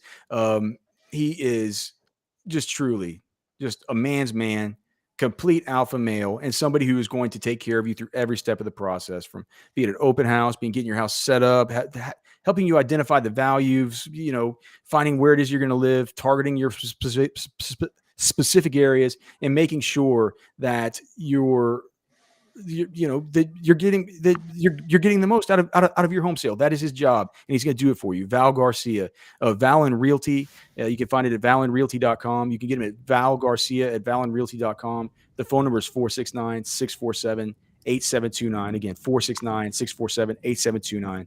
Tell him you heard about him on Football with Friends. He's going to get you half off. It's a win-win-win for everybody. Gosh, I love Val Garcia. Love Val Garcia. Okay. All right. Cody. This dude's saying he works at Dell. He can get me a nicer camera. Dude, I might actually have to hit you up for that, man. Shoot me an email about that thing for sure. All right, Blake. Absolutely. All right. I feel like this one's going to be a hot topic. Rumors that JT Sanders is leaning towards coming back are cockamamie? ? No, I don't think it's cockamamie, because I think he's probably got dreams and aspirations of being a first-round pick, as anybody should. But when you look at the last couple of classes, and you look at this class specifically with Brock Bowers, who's going to be a top 15 pick, yes, he's the next best guy, but that could put him anywhere from 45 all the way to the start of the third round. And coupled with what he, it's fine, correct. But it's a wide range. He could be, Greg Dulcich was in the 60s, wasn't he? His draft pick. And I think that he's kind of like a Brevin Jordan. He's kind of like a Greg Dulcich. He's not. He's more like a he's young. More like Musgrave or Laporta. No, he's not. No, he's not. Well, I'm not comparing him to them stylistically. I'm saying his as far as his level of talent and the way he's going to be viewed by teams and the way he'll be coveted as far as the draft capital that they'll be willing to give up for him. You're telling me that they would. You're telling me that somebody was going to like Musgrave more than they like JT Sanders. That's got to be you got to be kidding me. In a year, I think he need. I don't think he needs another year, but I don't think another year would hurt him. I talked about Brevin Jordan. I love Brevin Jordan. I'm a Miami fan. I love Brevin Jordan. He came out a year early. Everybody knew how talented he was. He was 236 pounds, 238 pounds when he came out. He was light and he wasn't polished. Sanders is way more polished than Brevin was, but I do understand, and especially if his brain's telling him, hey man, I think I want to stay another year. I want to have fun. I want to win a championship. I want to win an SEC championship. If Quinn comes back, I want to play with Quinn. All those things make 100% sense. And if his mentals don't want to do it, don't just do it because you're like, I'm ready to go, or I should go, I should say. If your mentals are just saying, I want to come back, don't just be like, well, they're telling me that I'm a top 50 pick, I should go. When in your heart and your head is at Texas, I think the proper thing would do is to come back. So I don't think it's cockamamie to think he could come back just because it's a tight end position. If he was a wide receiver and we'd be looking at him in the same ilk, I think it'd be different. But because he's a tight end and because we know how tight ends, how their careers unfold in the NFL, I could understand him, especially not just mentally, but also physically taking another year in college. I just can't. I can't see it. I can't see it. If your thought about basically is the consensus number 2 at your position in the entire draft, you leave and you go into the draft. Okay, but what if he comes back and he gains 8-10 pounds of good muscle and he continues, and next year he dominates and he's the leading receiver on this football team? Because, as we talked about 20 minutes ago, the receiving core in this team currently, as it states, is not strong. Now, again, Portal's going to come in, Wingo's going to come in. Well, it could end up being Sanders strong. It certainly has upside to be really strong, but yeah. But what I'm saying, as it states, he would come back and he would be the leader in that receiving room, right? And he would and if Quinn comes back, he would have that connection with Quinn instantly. And you're talking about a guy that could push. What was his target share this year? 17%. I think it's probably pretty close. I think it's somewhere between 15 and 17, but I'll pull it up. But it's a number where you could see that thing jump into the 20s, and he can be maybe not the leading receiver on the team, but if not there, very close. And he can be a guy that can put his hat in round 1 because he grows into a 250-pound frame with the athleticism that he has after the catch and the speed that what I'm talking about from an NFL perspective. Like, I can see it. If his and why I'm coupling it together is because if his mentals are saying, I want to stay here, I want to win, I want to have fun, I don't want that guy in the NFL. If his mentals are saying, I want to stay here and I want to have fun, right? I don't want that. I don't want to be in the NFL if I want to stay in school and have fun and get it out of your system, grow another year, add 8 to 10 pounds, lead this team in receiving next year, be a leader in the clubhouse, and come in next year and dominate. Go for, push for 1,000 yards. Maybe it's going to be tough to get there, but in this offense with this quarterback as the leader and the leading returner, I ain't saying. I'm just saying. Okay, not much I can say to that kind of I'm retort. just drawing a positive line towards it because I think he should come out because you're talking about. I think he's the clear cut number 2. But if he's unhappy, if he will be happier coming back, and there's a potential, I think, of realistic potential of him being number 1 next year, the number 1 tight end. I don't know. I get it. Gun to your head. Is he leaving or is he staying? That's the bottom line. And he's and I know if there's a gun to your head, Gun to your head based on everything we leaving. know. Gun to your head based on everything that we've been. Gun to your head, everything we've heard the last week. He's coming back. There's a gun to your head. You say staying. You're sitting there sobbing, begging for your life, and you say staying. He's staying. Again, his mentals. If his mentals are not there, I would look that guy right in the eye. I'd say, "Get your gun out of my face," and he's leaving.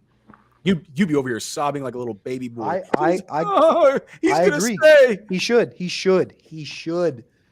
should go pro. But if his mentals aren't ready, he could use 8 to 10 pounds.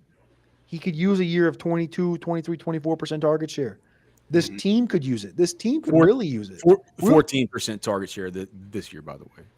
Okay, so jump up to 20. Hit the 20. We were talking a month ago about potential of Murphy coming back. Oh, we got to give Murphy a bag. What happens if they give Sanders a bag? Yeah, well, I mean, Murphy's not coming back. I know, but a month ago, remember? No, that was just that was me saying that this isn't happening, and this is why it's idiotic. That's kind of like what I'm saying. I can't see it. Really, JT Sanders is going to come back after all this stuff? It's not like he's had a monster season. The only reason he's going is because he's the number 2 tight end on the board, talent-wise. Like that's where they're going to pick him. But Darwin Lemon always straight to the point here. He can't block. Well, that's true. But I mean, Evan Ingram can't block. Like a bunch of these guys can't block. You know, like it's like not everybody's going to be George Kittle. You know, like guys have different skill sets. But I certainly agree. I certainly agree. His blocking has been an issue. Somebody said maybe Blake has a take on this. A little Penix energy said that I'd be dead. Well, at least I wouldn't be crying and sobbing like Cody over here, like a tiny little boy. All right, let's see. You're going to be sobbing like a tiny little boy when Quinn Ewers comes back, and you have to run those tapes back of you going off for 2 days in a row.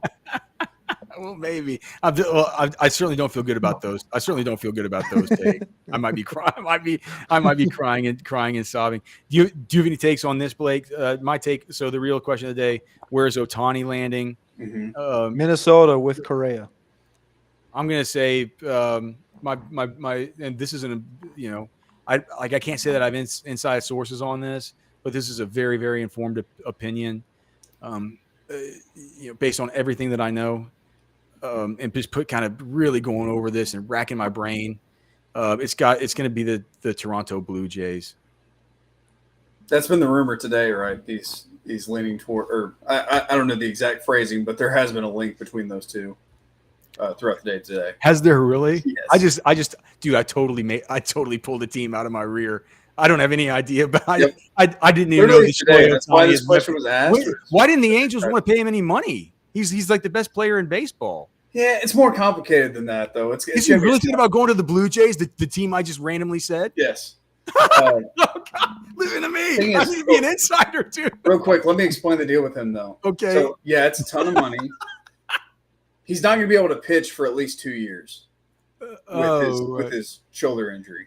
Yeah. Or elbow, one or the other. So it's kind of a question of whether he's ever going to pitch again, but he's still a damn good, I mean, maybe the best hitter in baseball. Now he gets to focus on him for the next 2 years. So it's risky. It's risky to sign him to a ton of money, but someone's going to do it, and someone's going to get a great player. He's one of the I don't know anything about baseball. Clearly, I don't even but I do sometimes, as you guys will see in the offseason, I do sometimes dabble with baseball prize picks and all that. And Otani just crushes. It's like he's my favorite player. I even have a I even have like a little Otani like jersey, shirt jersey thing that I bought with some of my winnings of it. But now I'm gonna have to change it to some. I guess the Toronto Blue Jays, where I have an We'll see. I have a Canadian inside source. All right, we'll talk about what my inside source from Canada says. We're getting some more of these final takes. And speaking of prize picks, man, we do have a Flex Friday, right? We have a Flex Friday, so we're gonna put together something with that. After all, it is free, just like liking the show. We're gonna get to all that stuff next. I'll find the guy who sent it. Here it is, right here. Angry Hammer Jason wanted to know any recruiting impact to this class. What about the next class? Well, that's on my agenda. As soon as we're done with this video, I'll be working the phones today, Angry. But, I don't know that it'll have a huge impact on this class. I mean, obviously the committed guys are going to be excited, and, maybe it helps secure a guy like Jarrett Gibson and get him kind of lock him back in. There really aren't a lot of remaining targets in this class. So I think if it's going to have an impact, I think it probably spills over more into that 2025 group than it does 2024. Does it help them maybe flip Xavier Filsaime, someone like that? I mean, listen, it can't hurt, obviously, but it's not like Texas has the room right now for some influx or a wave of recruits to start just jumping on board. But for 2025, yeah, listen, man, we've said it for years. If Texas is kind of a sleeping giant, once they start winning, this recruiting will take off like a rocket ship. I mean, they recruit well anyways, but when you got a college football playoff to sell, absolutely, it should impact. I'd say a little bit of impact, over the next couple of weeks, but moving forward for that 2025 class, I think it has a big impact. Keep an eye on the portal. That may be maybe even more so than for 2024 anyway. It may impact. I get the sense that there's a lot of people that are calling Texas that aren't even in the portal yet. This could help them really get a bang-up class, knowing that Texas will be poised, even though they'll be rebuilding and they lose a lot from this team. If they bring Ewers back, I mean, they'll be a top 10 team going into the country next year, I think, with the presence of that alone. And Texas will have a loaded young roster. It may be unproven in some areas, but I think they'll get the benefit of the doubt, especially if they perform well coming into the playoff against Washington. I think things look good right now. Okay, your baseball insiders are back here. You know what it was that linked Otani to the Blue Jays was a flight tracker of him flying from LA to Toronto. So it's right up your alley, Alex. I swear to God that I swear that I did not see it. I know you watched those flights. I truly did. There's nothing I could care less about, man, than this kind of stuff. I miss those days with potential Texas football coaches flying from certain destinations. I do love Otani though, man. He's a printing press in daily fantasy. He's so good. All right. Okay, so we have a few more things to get to, but first, just want to thank everybody, man, for a big week of shows.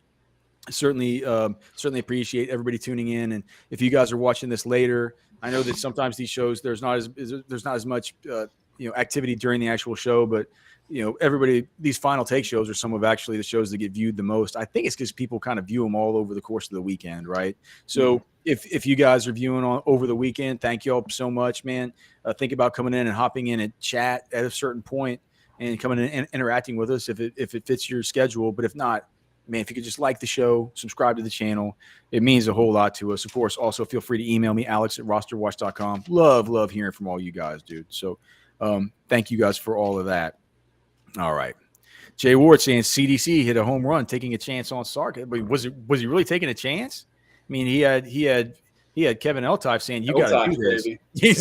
He's like, wait, you want to do this? He's like, yeah, like we're doing it. He's like, all right, let's do it.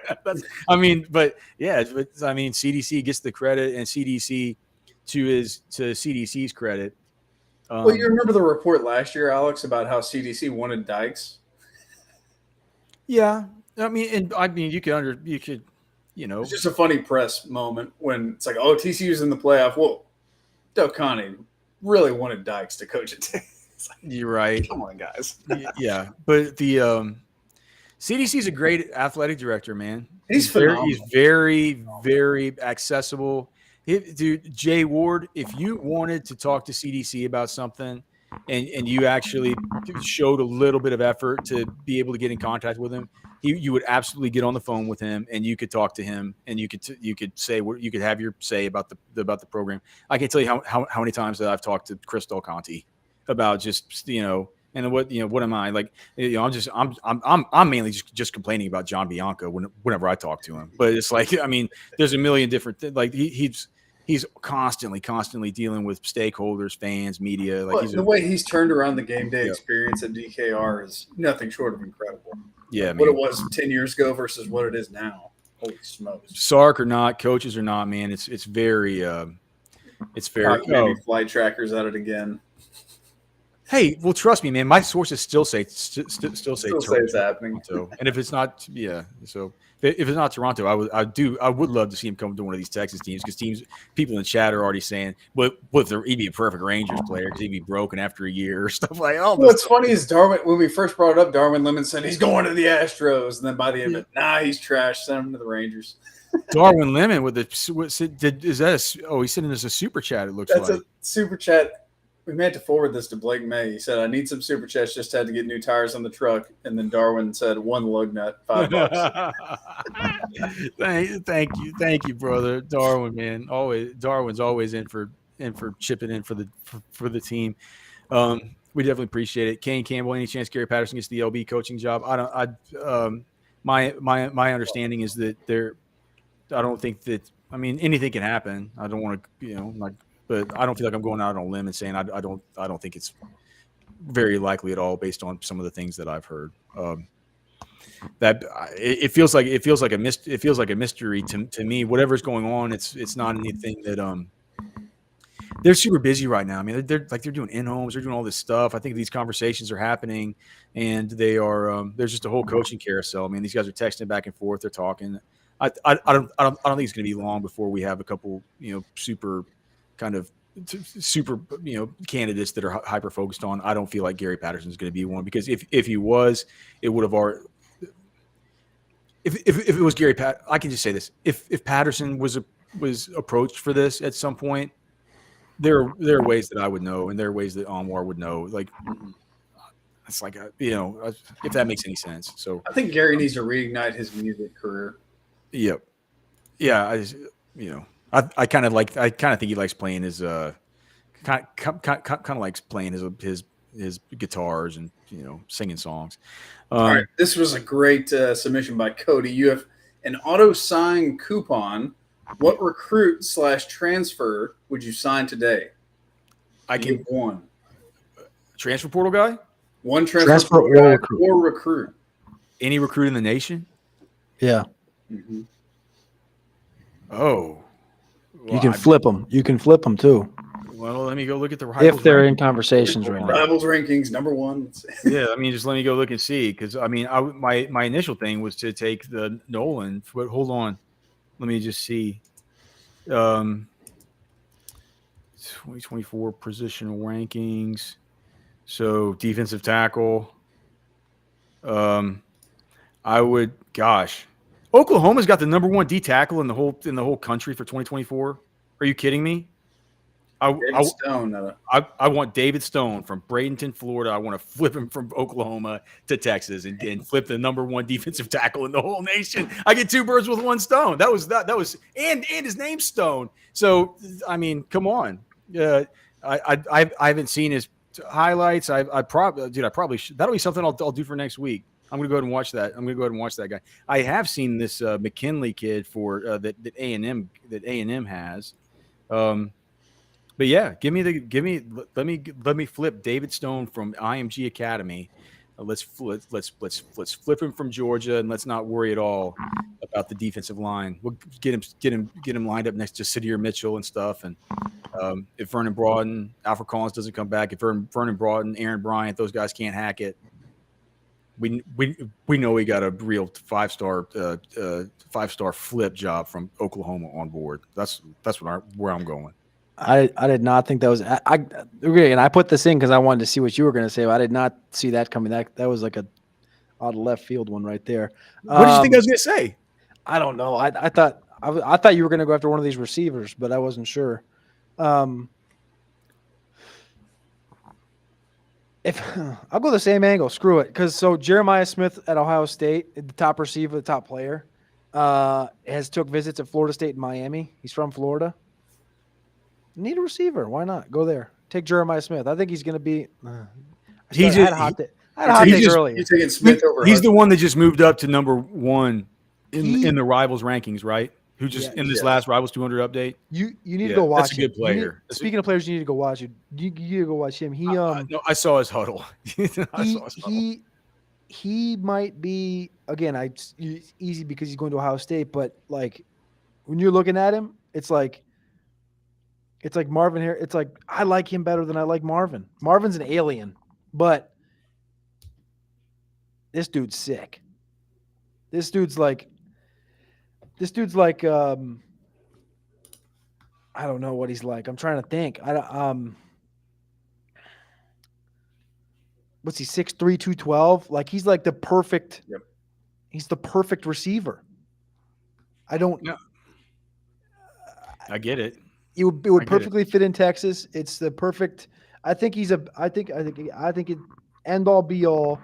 Again, this is a very high bar to put him on because Marvin's going to come in. They're going to be like Marvin's going to be Hall of Famer from the jump. But like this guy's got astronomical upside. But right, for people that are available right now, why don't you? They got a flip fill same because of the safeties they've lost, and you'd like to add depth on the back end, wouldn't you? Yeah, but I mean, yes, but Or I mean, Nolan. I don't want to use the auto sign on Phil Summey because the thing is, I think the Texas was probably going to flip him anyway. Like I'm not going to use my auto flip on that. I'm going to use my auto flip on some. You know what I'm saying? Like auto flip Oklahoma's best guy at a huge position of need. I mean, come on, yeah, dude. So yeah. All right, you win. At this point, you'd be surprised if Caleb Williams went number 1 overall. This is one that I don't like. I wrote this one, and I'm more interested to hear Cody because it feels to me like you saw all this Drake May stuff. Do you like? I'd be interested. Like, do you think that do you think Daniels is like going to be as good in college? Well, I mean, he has these games where he just explodes, man. And what does he have? 40 touchdowns and only like 4 or 5 picks or something like this, and he throws for 375, runs for 234. I mean, it's just like golly. You could see somebody saying that they're going to want to give that guy maybe over Caleb Williams. I mean, I know that Caleb Williams has the insane arm talent and the flashes that look really like a Mahomes. But it just feels like to me there was the point in time where the rumors started coming out about Caleb Williams that he was even telling his people were telling teams like, hey, look, if you sign me, you're going to have to give me a equity in the team and stuff like this. All that stuff. I don't know. I don't know, but those were the reports, and they were from Cockamamie PFT. Florio. Surprised? Would you actually be surprised if you went in one? I wouldn't be surprised. I still think he goes 1. I think somebody's going to trade up there to get a quarterback, and I think they're going to trade up there to get him. What it comes down to is pure talent. And pure talent, he's the best. He's the most pure talented quarterback. Again, there's going to be a lot of flags. He has cringy Russell Wilson vibes. Terrible, 100% terrible. And I was listening to Rick Spielman today on his pod, and he was talking about how teams have compared his play style to teams have already compared him to Johnny Manziel in his play style and his inability to commit to the pocket and things like that. And that's obviously a big thing in the NFL. It's committing to you're seeing it verbatim with Brock Purdy right now. So I don't really have to jump into it, but that's part of it. But I also think when you come down to it, when push comes to shove, it's like, this is the most pure talented guy. Would I be surprised if he's not 1? No, I wouldn't be surprised. You say Jaden Daniels a minute ago. You brought Jaden Daniels up, right? Yeah. I do have a question about him, and I think that the interview process is going to be big for him because if you remember right, when he left Arizona State, Those guys hated him. There was videos coming out I don't on remember Instagram that. and Twitter, and his teammates were taking the stuff out of his locker, stealing his stuff, trash talking him. This guy sucks. This guy that. You can go find the videos. Well, if you really want to go if find they it. were stealing And- stuff out of his locker, they're the dirt balls. No, but I did think there's a lot more stuff going to it. But regardless, if he's grown, again, this is part of the process. Is the NFL is going to see they've already seen those videos, and they're going to question him, and they're going to talk to other people. They're going to talk to all of his coaches. They're going to talk to Herm Edwards, who was his coach back then. And if those things are clearly in his past, which they seem like, because all things have been positive the last year and a half, I think there's a world where he gets up into that top 20. But right now, I don't.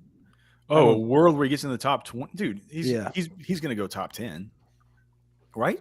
And why? Why is he going to go top 10? He had arguably the best receiving core in football this year outside of Washington. God, I hate to hear that Washington is one of the best wide receiver cores. It makes me worry. The reason that they are is because they got McMillan back. When McMillan's healthy, it's the best receiving core in football. Yeah, and he's going to be back. Yeah, he's already back. He led the team in receiving last week. Hold on, wait. Are they getting their wide receiver 3 back then? Who are they getting? McMillan's back? the 3. It's Odunze, McMillan, Polk. Polk's been healthy. McMillan's been out. McMillan came back, went for a buck. Hold on. McMillan played versus Oregon? Yeah, he went for 130. He led the team, I think. Oh, okay. All right, fine. So okay. I don't know why. Okay. But anyway, the thing again, I think Daniels is good, but I just think there's a lot of question marks. He's 6'3.5", 6'4", 210 length, like the body type. He needs weight. He's got a good strong arm. Wait, hold on. McMillan. Okay, who's the other guy then? Jaylen Polk. Jaylen Polk.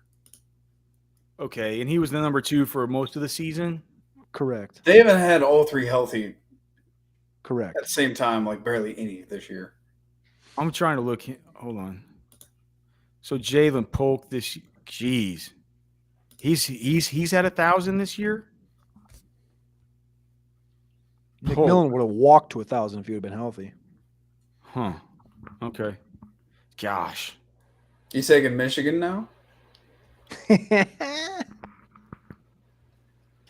Yeah, I mean, I just we still have a month to analyze this game, man. I'm still in my baby steps of this. We got Taft. That's all we need. That's right, Michael Taft, baby. Right, Westlake Chaparral. I mean, right place, right time. All right, I combined 2 of these. Give us the lock of the week for the Circa Millions, and on top of that, give me the winner of Cowboys Eagles. I remember thinking that. Do you think we get Trevor Lawrence this week, Cody? I don't know. I took them in one of my 5 picks. I have Jacksonville plus 3.5. Really? I don't like it, but it's there. I just think, man, Siege likes that too. My initial instinct was like, dude, if there's Trevor Lawrence and CJ Beathard's banged up, that Browns defense is going to be too much for them. And whenever ETN's banged up too, and there's no Christian Kirk. But that Browns defense just gave up 36 to the Rams, and Myles Garrett caused hardly any pressures in that game because he's banged up. And again, 36. So I don't know. It's just one of those things that Jacksonville's a good football team. So I think Cleveland is too. And again, you're talking about Flacco at quarterback for Cleveland. He went for 240 last week, but I think his completion percentage was only at like 59, 58%, somewhere in there. So it's,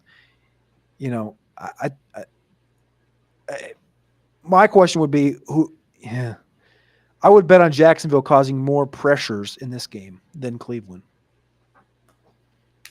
I'm looking here. I don't know if that's right. I think, man, Cleveland's just kind of, was it 3.5 on that one? And the market's already moved.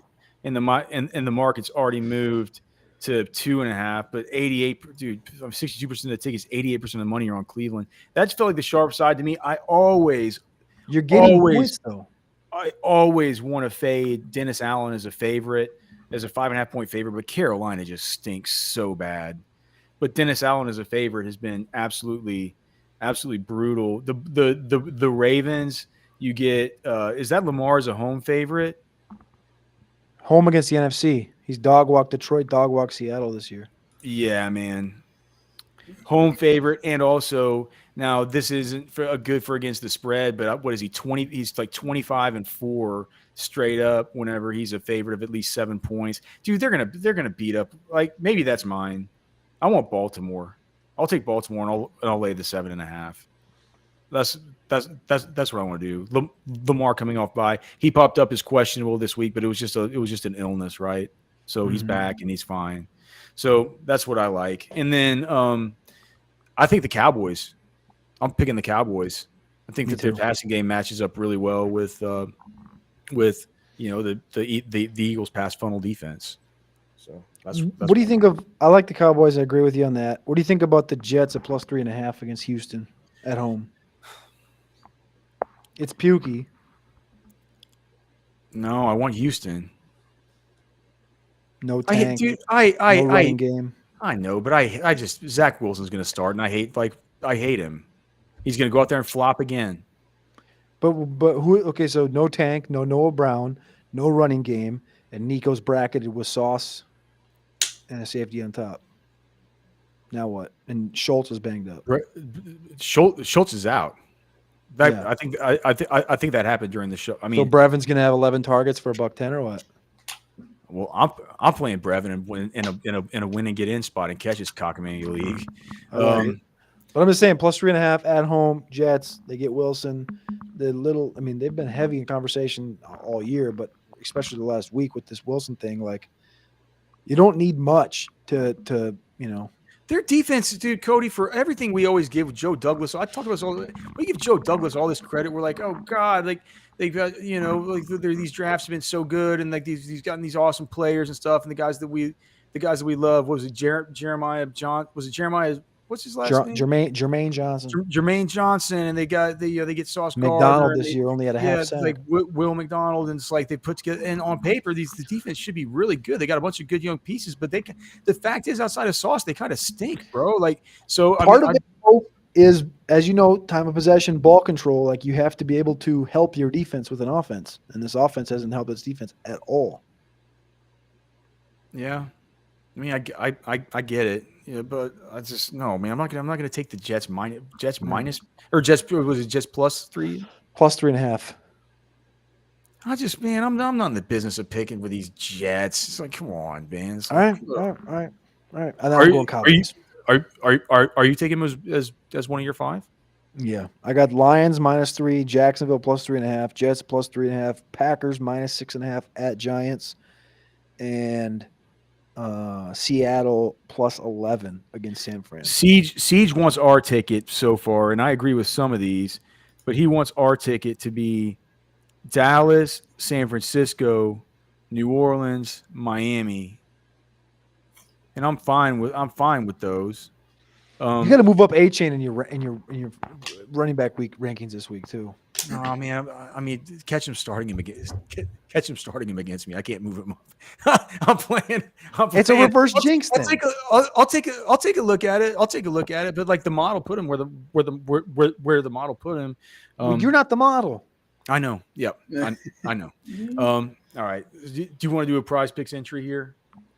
Flex Friday. I got to get it done. Voting is over, by the way. Alex did win 66% of the votes. That's not enough. You kind of tanked throughout the show, Alex. I'm not going to lie. You were up at like 90 early on, and then it came crashing down, but finished up. I gave him a layup to start the game, and then he just turned it over. Yeah. Kane Campbell says New Orleans isn't covered. They just didn't, dude.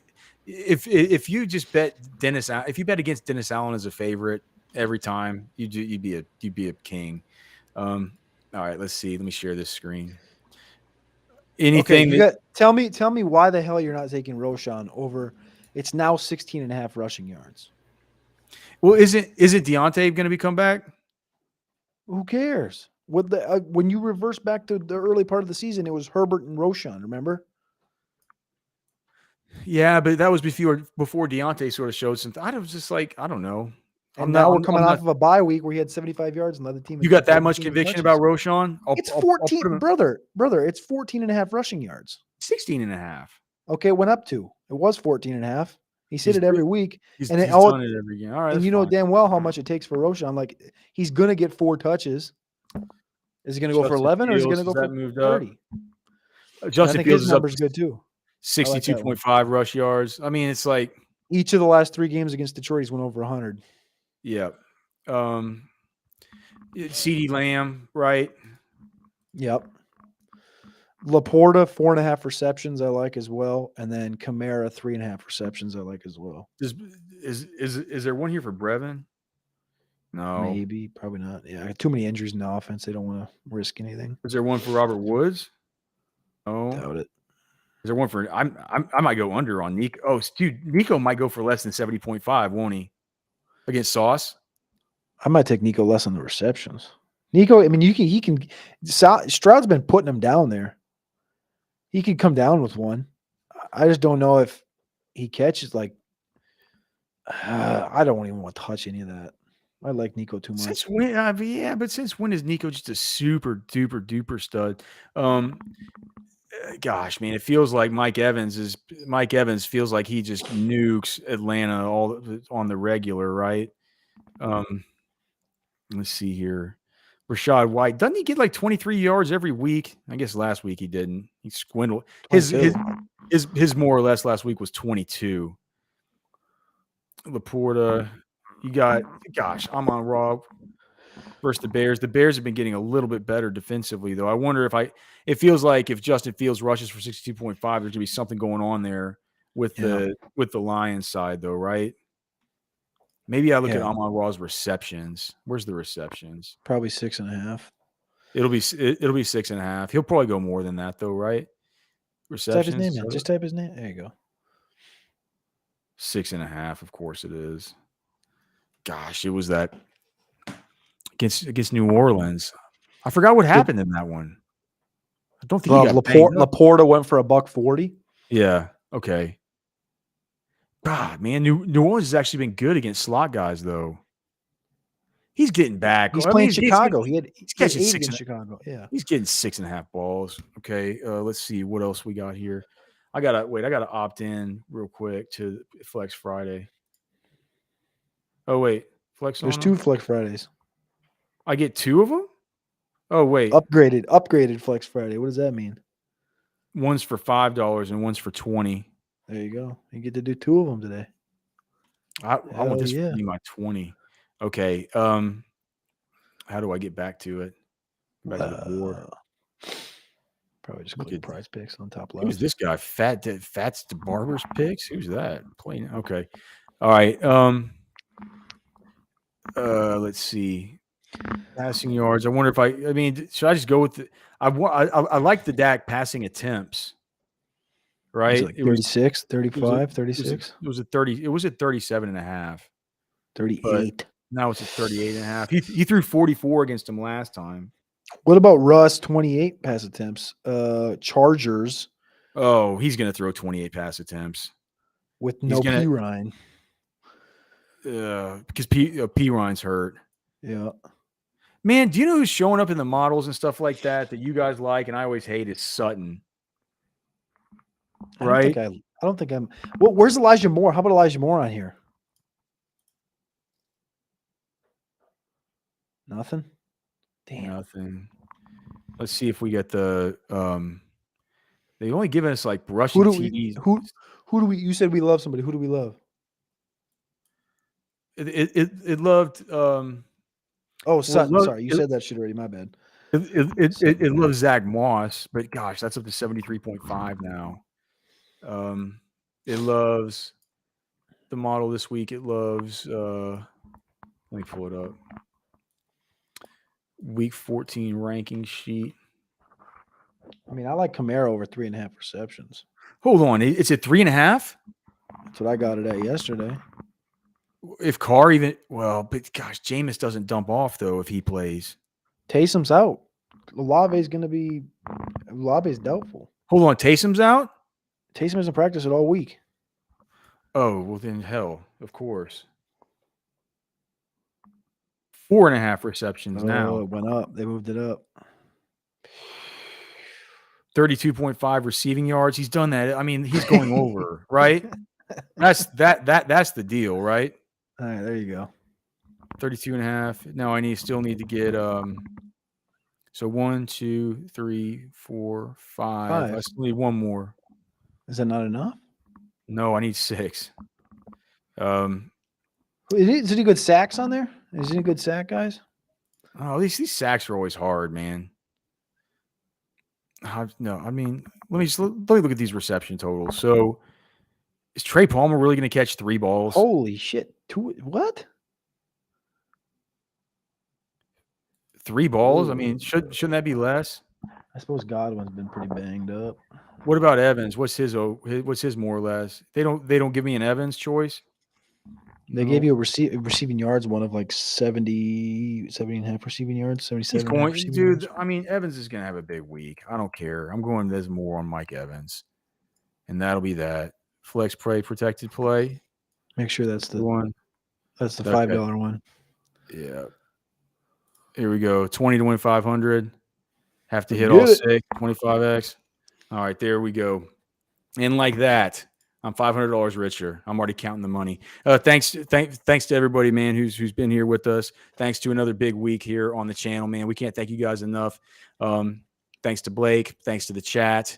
Thanks to Cody. Of course, you can follow him on Twitter at Cody Carpentier. You'll see him again here next Friday, unless we could get him on again before then. But hey, dude, it's next week. It's another big week. We got a big game coming up.